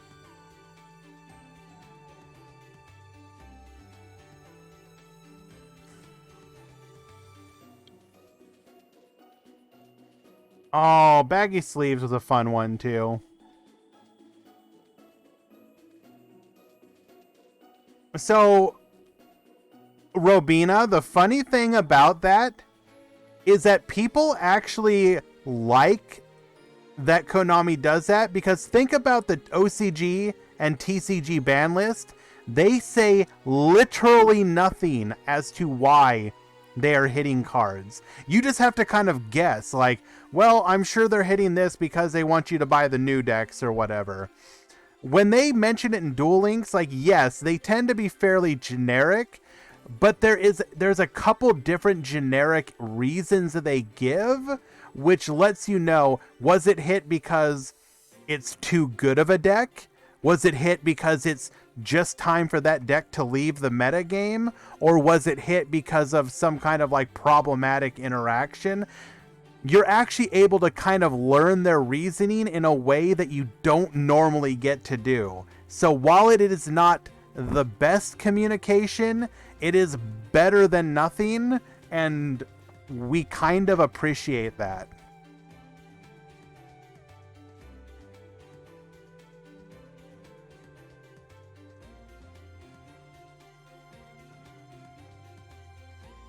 But I don't disagree with you. Like, absolutely, like, you know, you would like to be told something more specific, like, you know, hey, we're putting this card at limit 2 in Rose Dragon because we don't want Rose Dragon. Well, they actually will say stuff like this, for example. They'll hit, let's say they put Rock's Rose Dragon at 2, for example. It'll say something like, we're limiting this card so that, you know, Rose Dragons cannot play powerful limit 2 card or powerful cards in their deck. Just ban TTH. Well, here's the thing. Like, they do sometimes run TTH, but unironically, I think Econ is probably better in the deck right now. Like, you can do a lot more with Econ.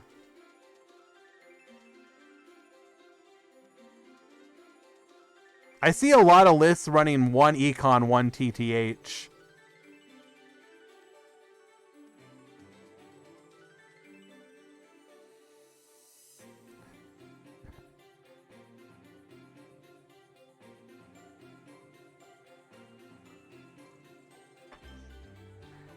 Oh, we got so many people on the bubble.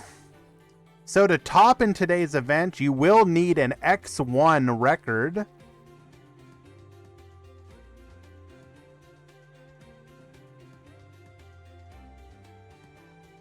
And we have so many 2-1 players playing right now.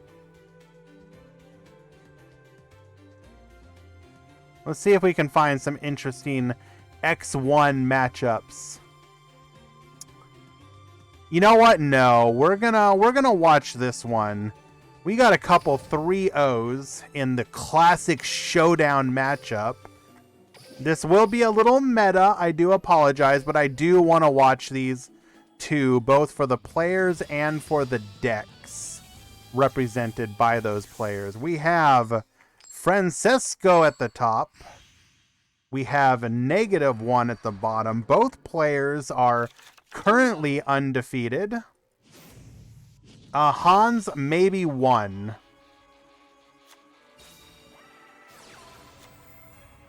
I mean, some people would say mech lords are kind of solved, and they're not wrong. But I still want to watch this just because it's two fantastic players on the two best decks in the format right now. I want to. It's gonna, and their lists are a little unusual. Not unusual, but they're They're a little non-standard.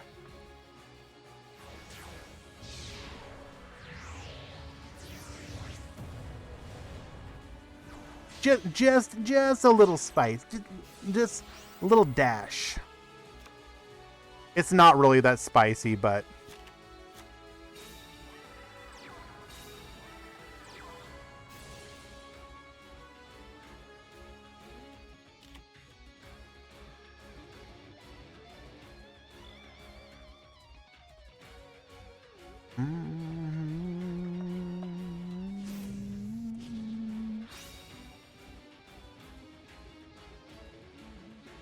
are we talking about the cost of Yu-Gi-Oh right now? Yeah, unironically, depending on the deck you get, it can cost like so much. If you want a cheap deck, you have to go for something like Math Mech right now.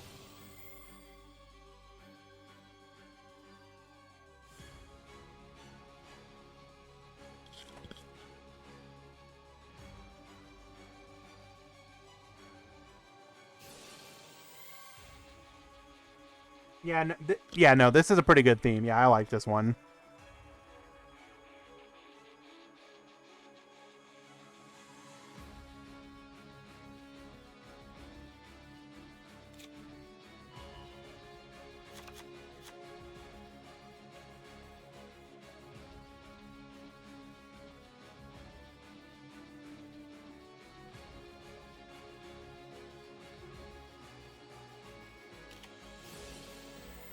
Robina, the next box will likely be at the end of the month.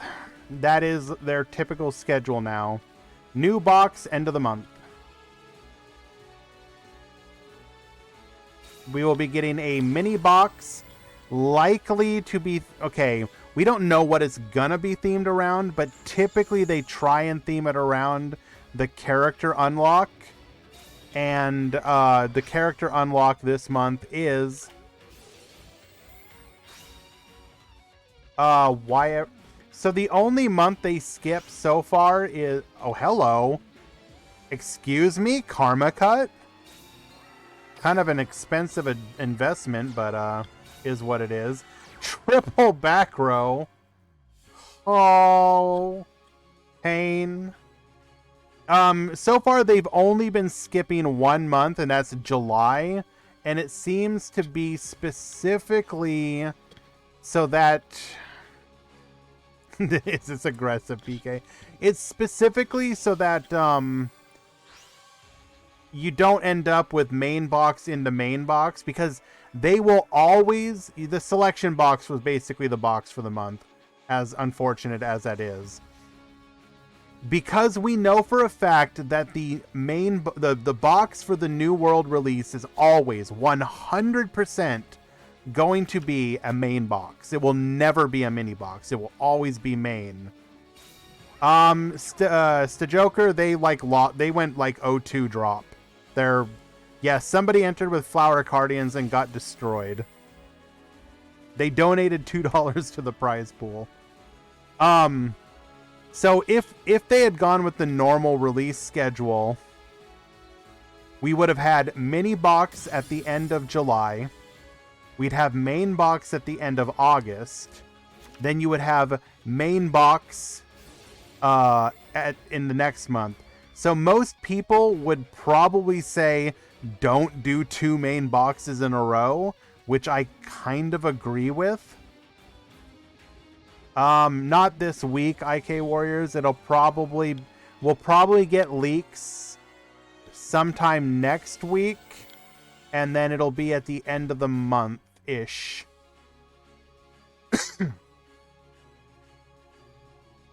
There was 1 year where they did main box into main box, And I think most people would agree it was pretty bad.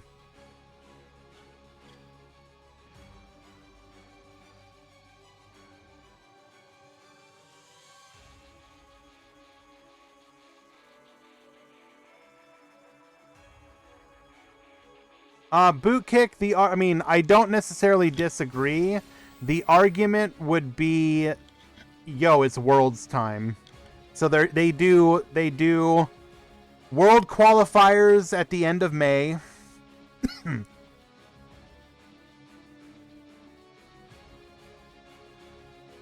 Excuse me. They do World qualifiers at end of May into June. Then they do the first part of Worlds in July, and then they do Worlds in August. So it's like there's also an argument. Okay, I'm not saying I agree with this, but there is an argument to keep the meta from being too shifted too crazy before Worlds, or to change it just a bit.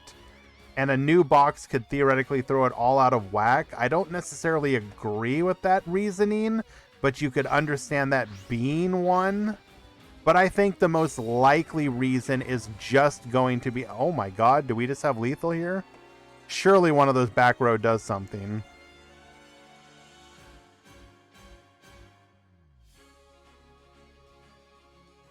Most likely, though, it's literally just to avoid... main box into main box, and they figure the whales will carry them enough. Main decked Dirge and main decked Compulse.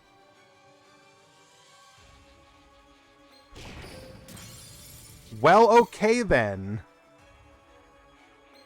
That's probably gonna be our Basil Rose. Deathroy, like 04.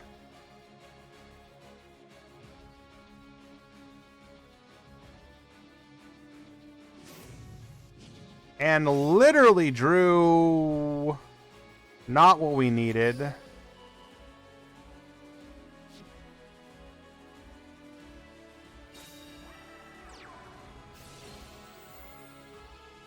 Wait, maybe? Do we have a... Is that face down a Rocks Rose? Yes, it is. Oh, and we just have lethal. Karma Cut Nightmare. Like I said, just a wee smidgen of spice.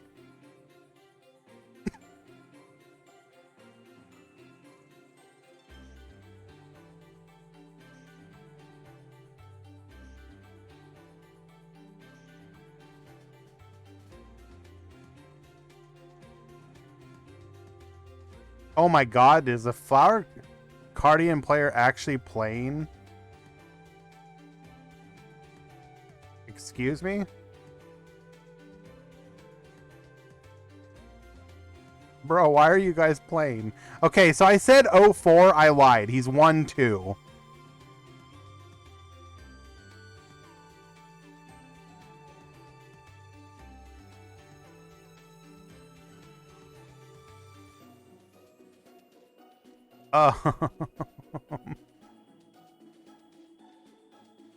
When's Worlds? Is it the 26th? I think. 26th or 27th, I believe.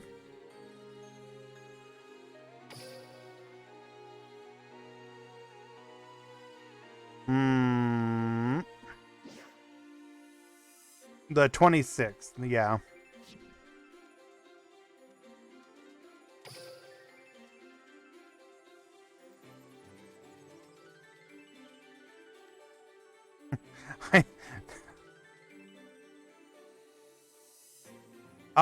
So Mr. Nightmare, there's actually a lot of German players in Duel Links. One of my teams, or one of the teams I'm in a league for, is probably like 30% Germans.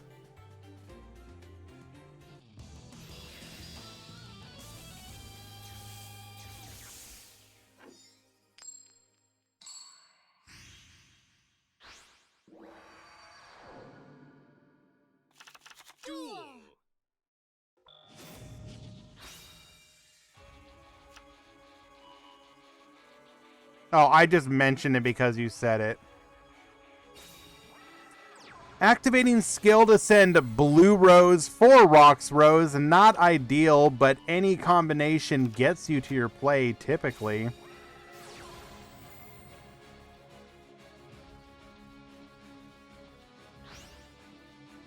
Likely gonna go for a Yazi here. Safest play against Mechlord.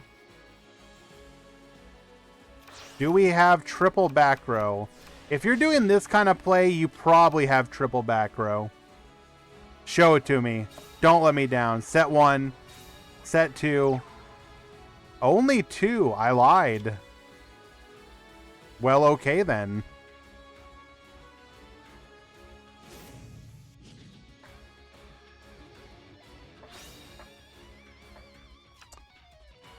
Now, it can be exceedingly difficult for Mechlord to get off the ground if you have interruption. And we have one form of it. We are going to take out the assembly with MST. Do we have Obligado in hand? Show us Obligado.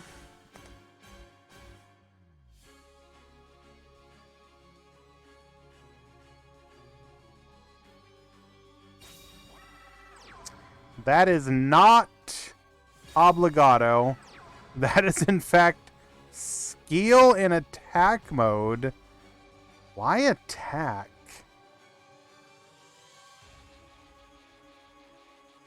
Yes, Peru Champ. That has been a topic of conversation.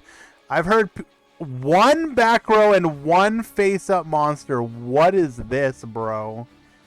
People have been talking about the fact that, like, it's almost better for you to play side events and try and win, like, uncut sheets or giant cards. Pulse Mines is an interesting read, probably. But yeah, it's like you're almost better off if you want to talk about from a monetary standpoint to play side events and not the main event.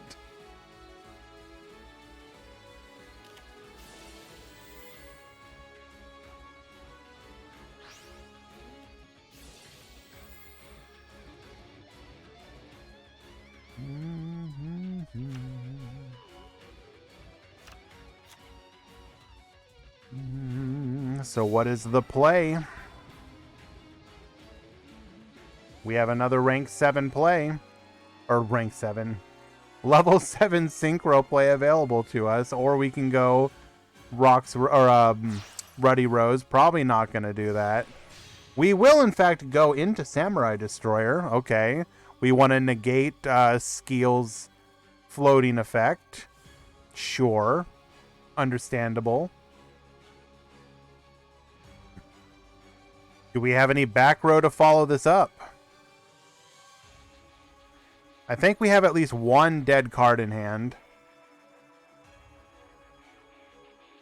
Well, one of them's going to be the Basil Rose. No, wait. Draws a card, activates Basil. System down. Okay, if this is a Pulse Mine, we need to activate it now. And it's not. Well, okay.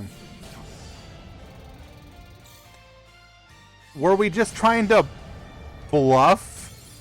What?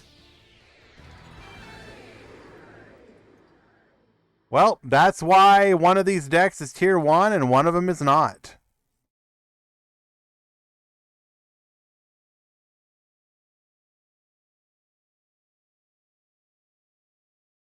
Okay. Congratulations to -1. Easy 2-0 victory. It wasn't even Brick Lords. We didn't get to use our skill. What are you gonna do? Open Obligado or have assembly go off correctly. Otherwise, lose. Just open. Unironically, not wrong. Just open better, forehead.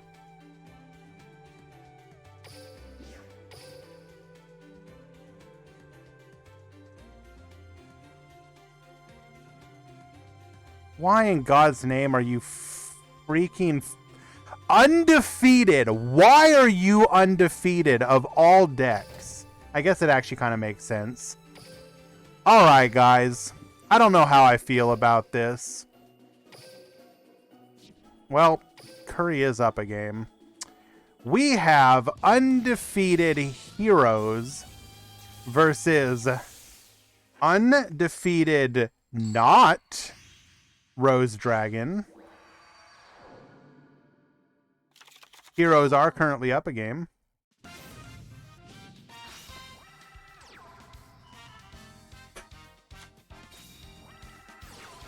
Nothing's wrong with undefeated heroes. I'm all for that. Let's go. Heroes best deck.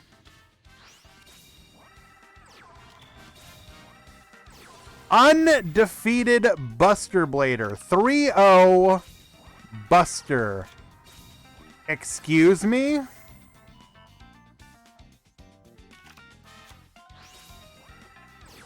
I understand the best deck in the format is in fact the Dragon deck. And why aren't me... Okay, let's actually talk about this for a second. Why isn't Buster a better deck? Does Rose Dragon just out-resource it?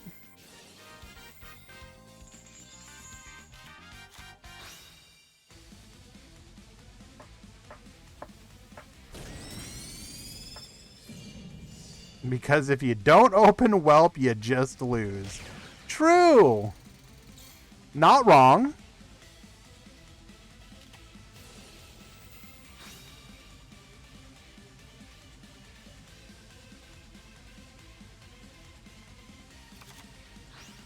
Is it happening?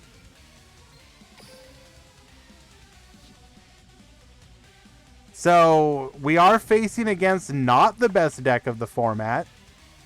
So our Buster Blader does nothing. But that's okay. You may not be a dragon, but I'll make you a dragon. And then I'll get very angry with you.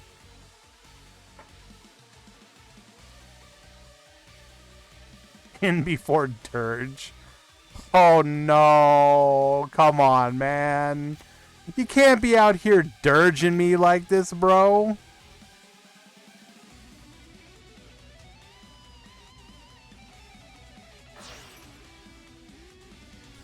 In before Hero Blast.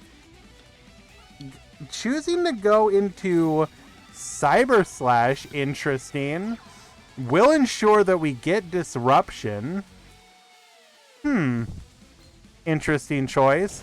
We Harpies now, boys.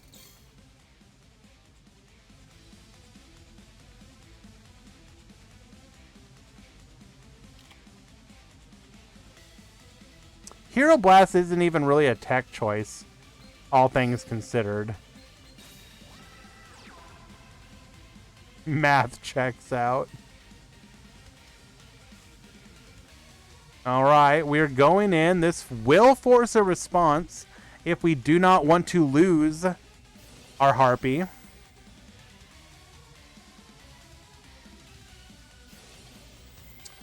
Cyber Slash, get bouncing. Get out of here.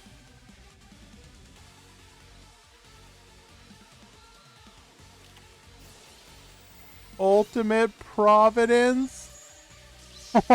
What? Oh, it's been a hot minute since we've seen this. Negating by discarding the Lancia. Excuse me? Do we have an answer now? Canadia. Interesting. Okay, okay.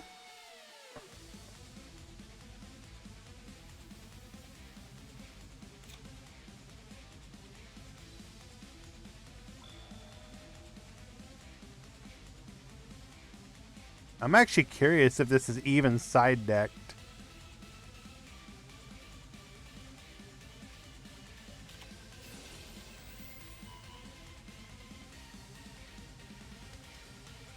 Top deck Whelp one time.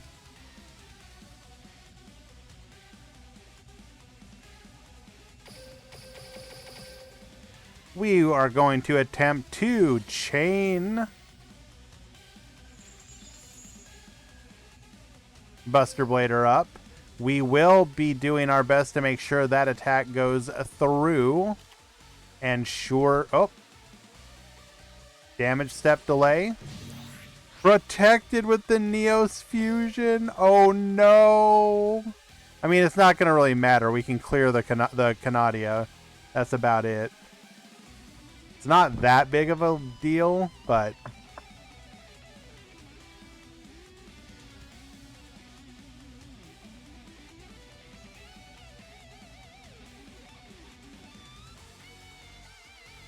What's it going to be now?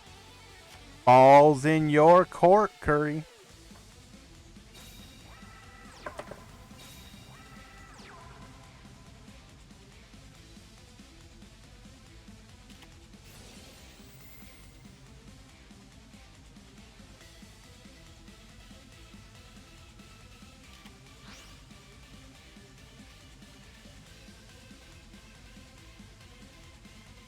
Setting a monster. What? Oh no, we get floodgate. We were attempting to grand mole. Okay, that's just rude. So we are floodgated. Is this one also floodgated? Bum bum bum.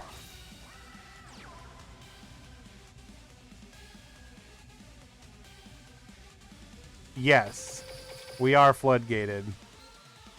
So we need another Miracle Fusion.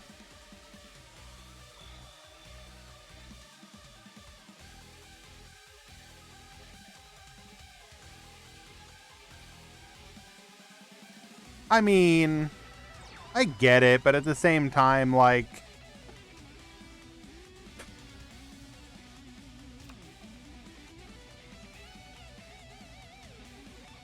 It is what it is, and it doesn't happen that often.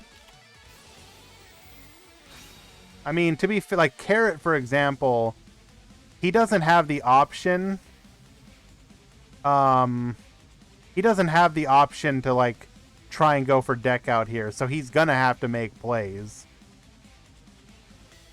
Now, if the tables were reversed, another Ultimate Providence? Excuse me? I mean, I don't know if this matters because now the trap's in the graveyard. But sure.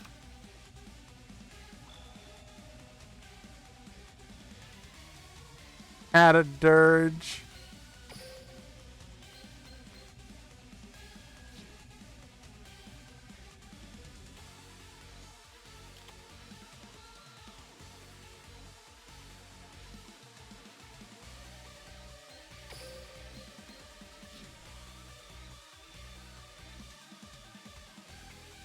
Dirge doesn't do anything against here. It's the hero player that had Dirge.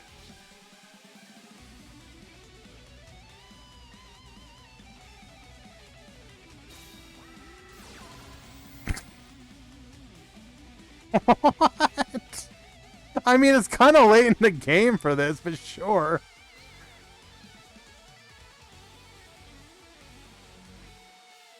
Okay, unironically, this hero build is like, I don't know how to process it. It feels very... Hello, Luz. It feels very reminiscent of like Red Eyes, I guess. Where we're just running a bunch of like mods check the list. This is a ladder build? Oh no. Don't tell Curry that.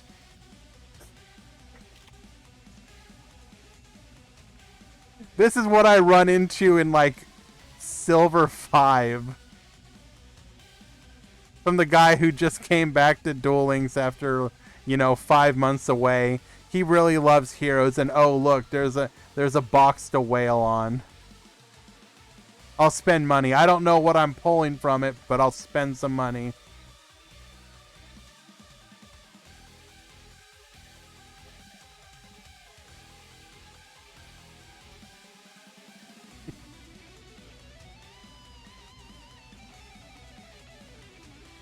Oh, I don't know if Carrot can... We have to figure... Okay. We can make one more Buster play. But the question is, can we stop it? Based deck.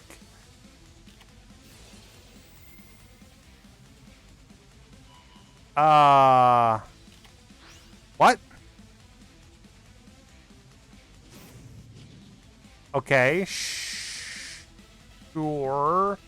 We needed to free up a slot for our Miracle Fusion. But now we're no longer fiendish. Okay. Voltic plus Di-Fi.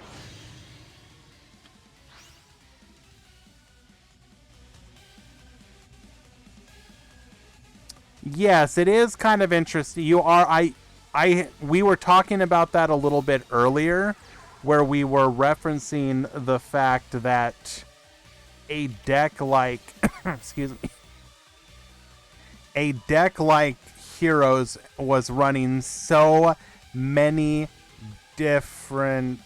Could we not attack here? What was our defense? 2,500. Okay, sure.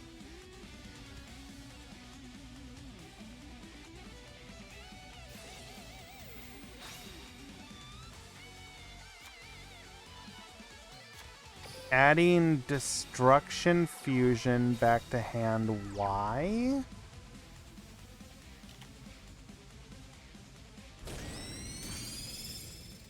Well, now we're just in a bit of a pickle, aren't we?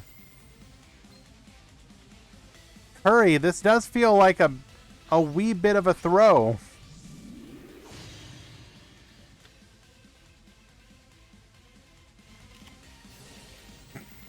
Okay, never mind. Now we also have Void Trap Hole. Bro!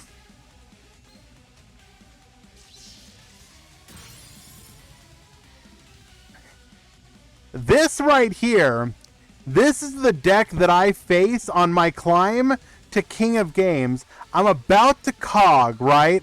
I'm on a streak. We're just rolling. And then the dude just opens. Void Trap Hole, Infinite, or not Infinite Impermanence, Ultimate Providence. Like, you try to do everything and you just can't. Because this guy has everything when he needs it.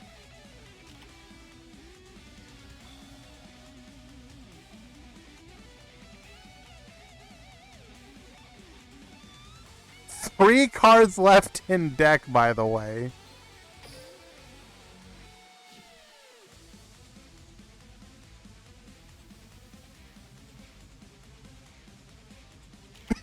Excuse me.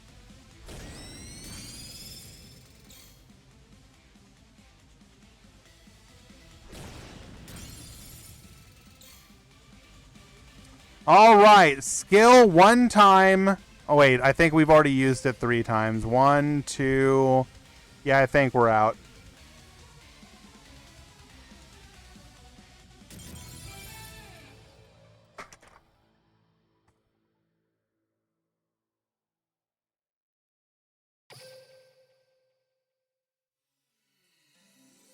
Carrot wins game 2. That could have been over. This match could have been done. But no. We go to game 3.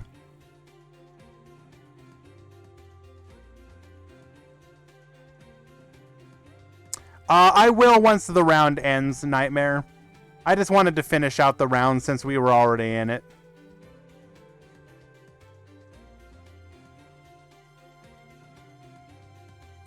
Four rounds, top 16, Deathroy.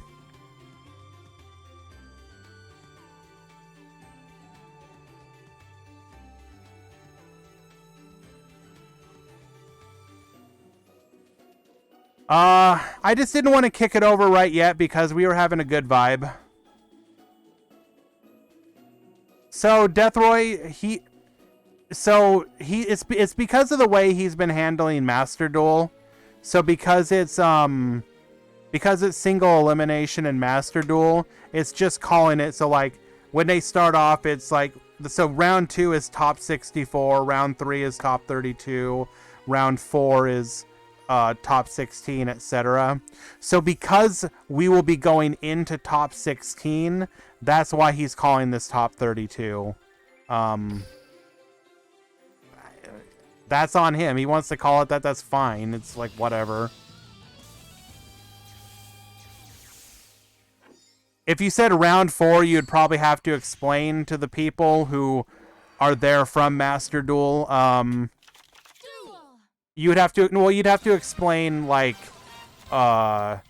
so when we run Duel Links tournaments, we do Swiss, and this is how Swiss works, etc. So that would be my guess. Just keep it simple.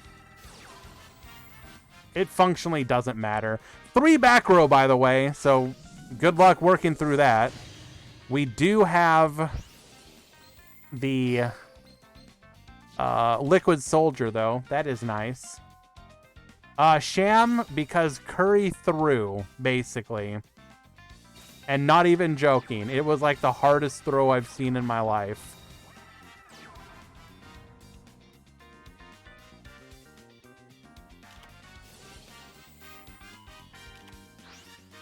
We booked the fiendish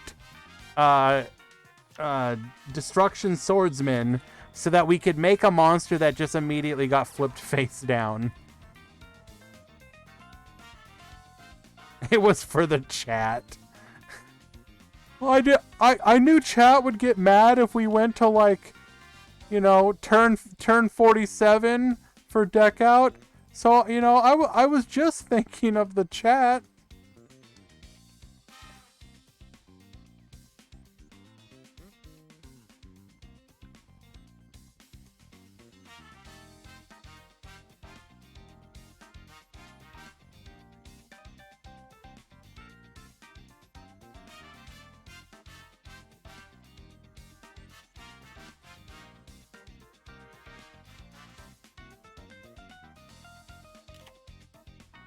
Go us, Floodgate!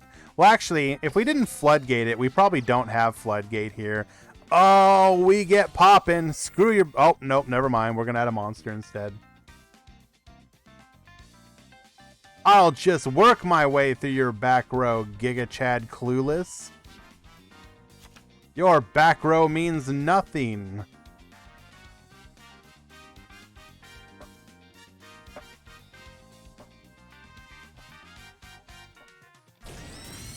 Ah, yes. Attack with Brave Neos so that now when we attack, we can elect to block the attack. Oh, nope. We want to trigger the skill. Never mind. I was going to say we could use the trap to block it, but we'd rather get the skill. Oh, hello, Karma of the Destruction Swordsman. How are you doing? That said, realistically speaking, with these 3, like, random assortment of back row, there's probably a good chance one of these does something to stop these plays.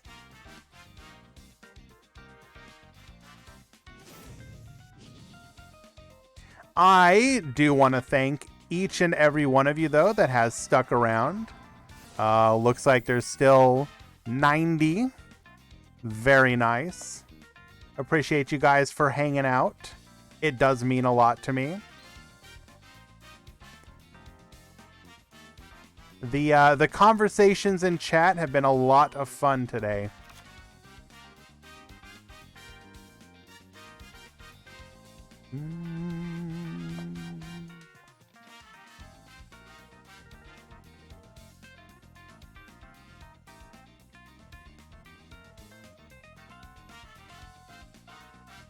Understandable, Deathroy. I'll make it easy for you in like 10 minutes.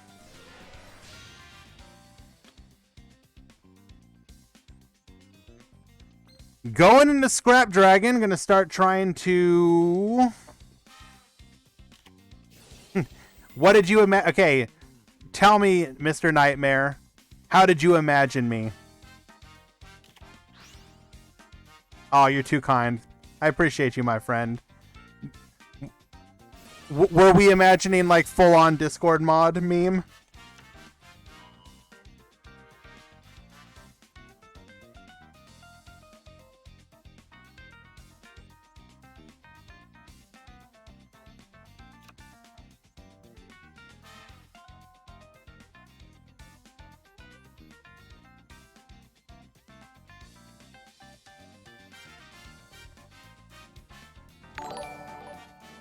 CJ Skull, thank you so much for the follow.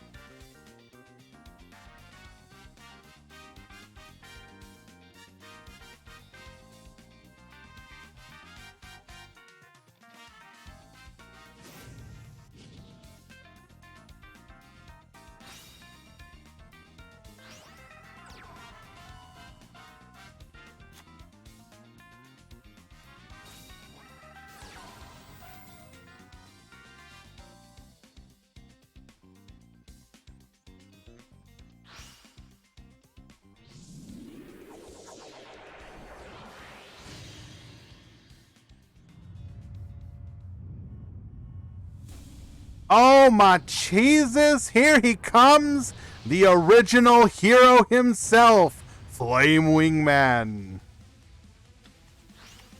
And what?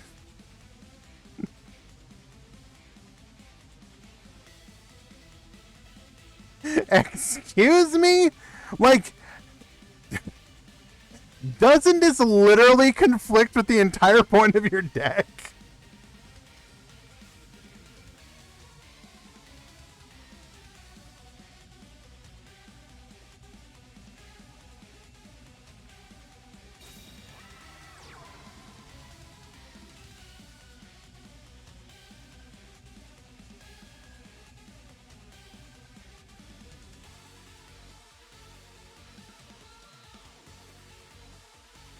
I don't even know.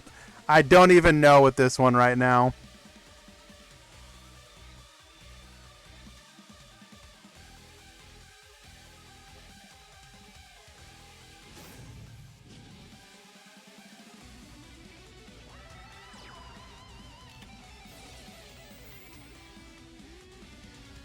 At this point, we're just spectating Ray. Yeah, this is just a replay.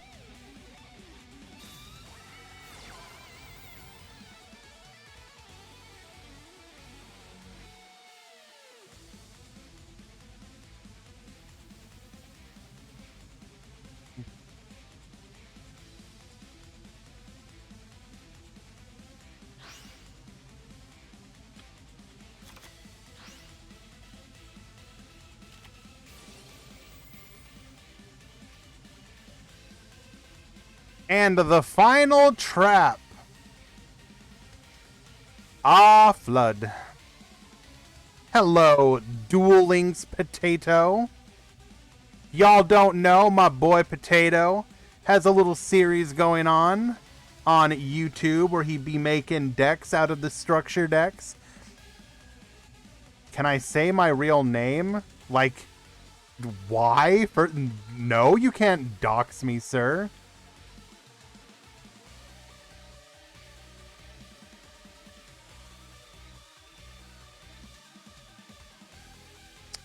My boy, though, Duel Links Potato, putting up... read the streamer title. He put up a video, I believe, on the Swordsman.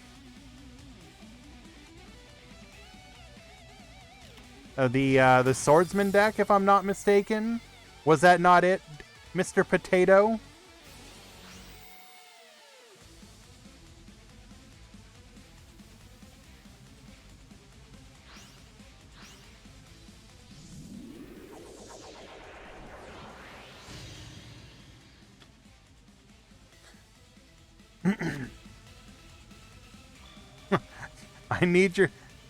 I need your social security number so I can gift you 1,000 buckaroos for real.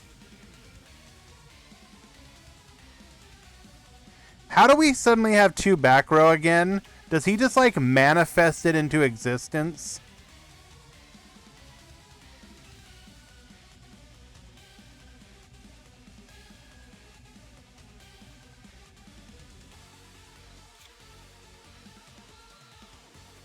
Like, I swear, against this deck, you're like, ah, finally, no back row left, and then they're just like set 2, and you're just like, where did you get these cards? I drew them like 2 turns ago. They just been sitting in my hand.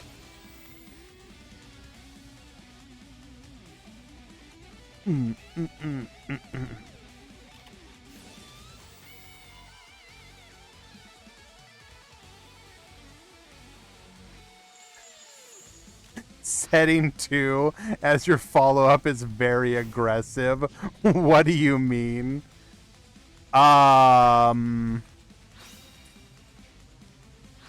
Okay, so we're praging that this is nothing. This card is nothing.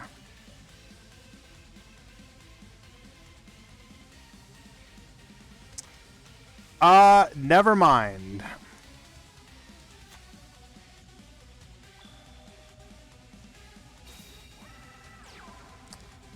Troll Despair, more back row.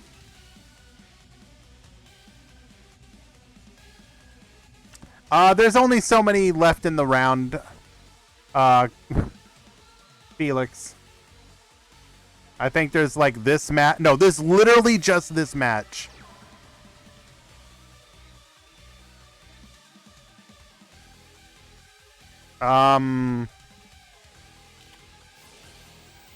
We're going for the skyscraper boost.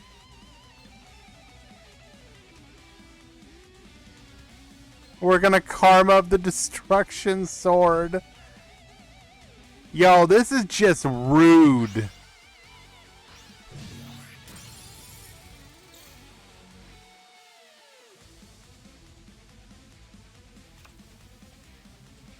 Bro.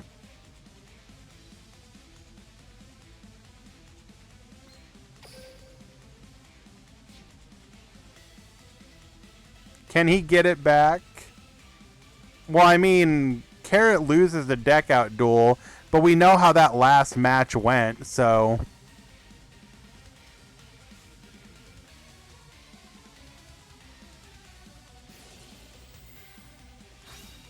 Oh no, we're adding it back. Okay, Mirth, to be fair, yes. But to be fair, no.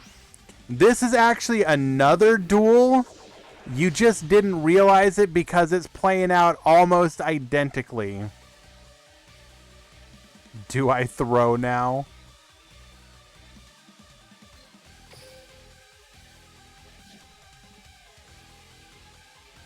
Curry, you got... Follow your heart, Curry. Follow your heart.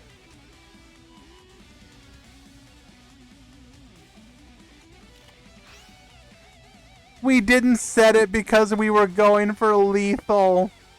Bro. Deja duel.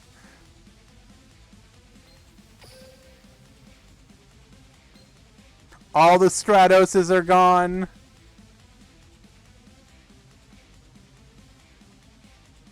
Die, Curry. Wow. Tell us how you really feel.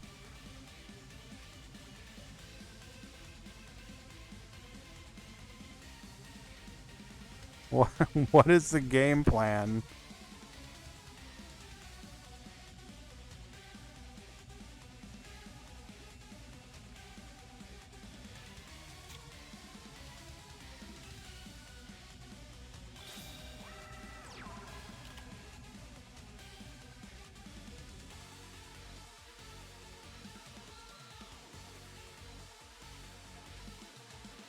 Another set card, Troll Despair. Book of Moon again. How is my family? Well, my family saw this duel and they left me. So that was unfortunate.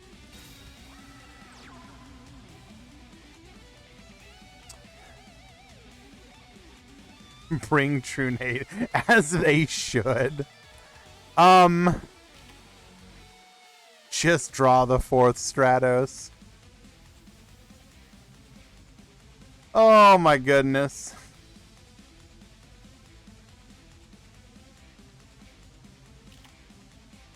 We're going for lethal here. Alright, Karma, that better be a Providence negate.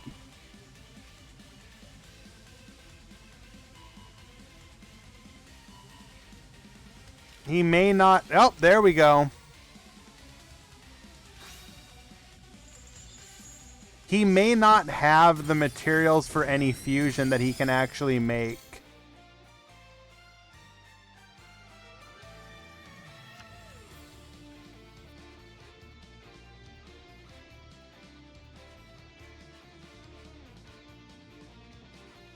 Third book. Probably wouldn't even matter. Gonna summon into a floodgate anyways. Floodgate trap hole is literally like being past the event horizon of a black hole. The only inevitability is that you're going face down. It doesn't matter what you do, you will end up face down. It is literally your future.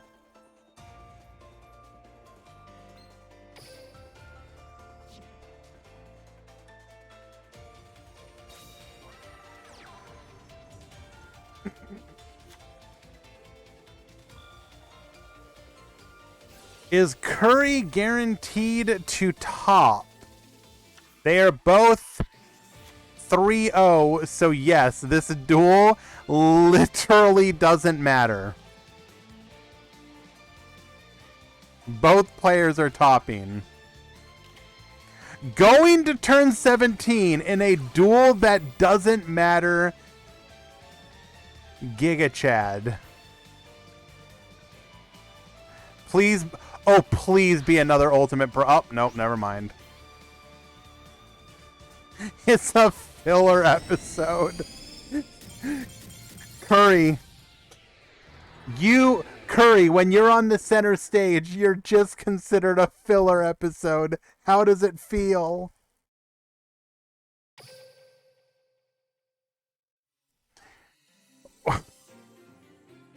Carrot will win, going undefeated 4-0 with Buster Blader, by the way.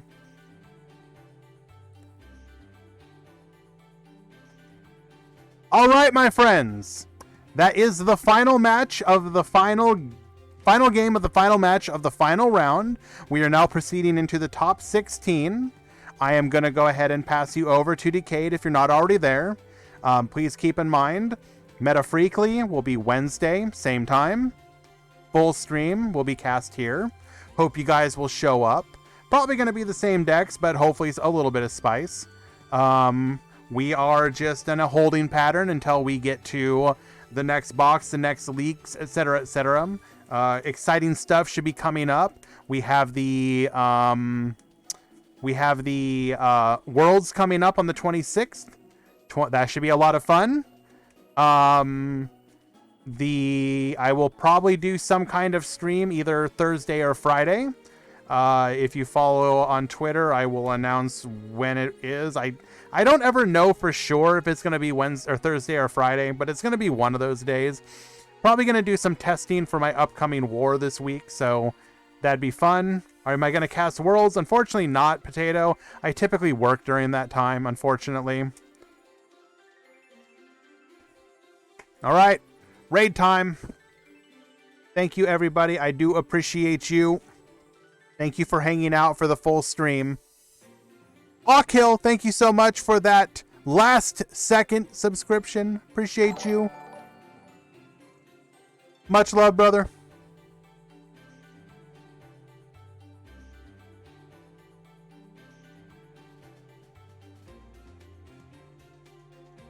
Goodbye, Robina. I will hopefully you stop by again. Houston.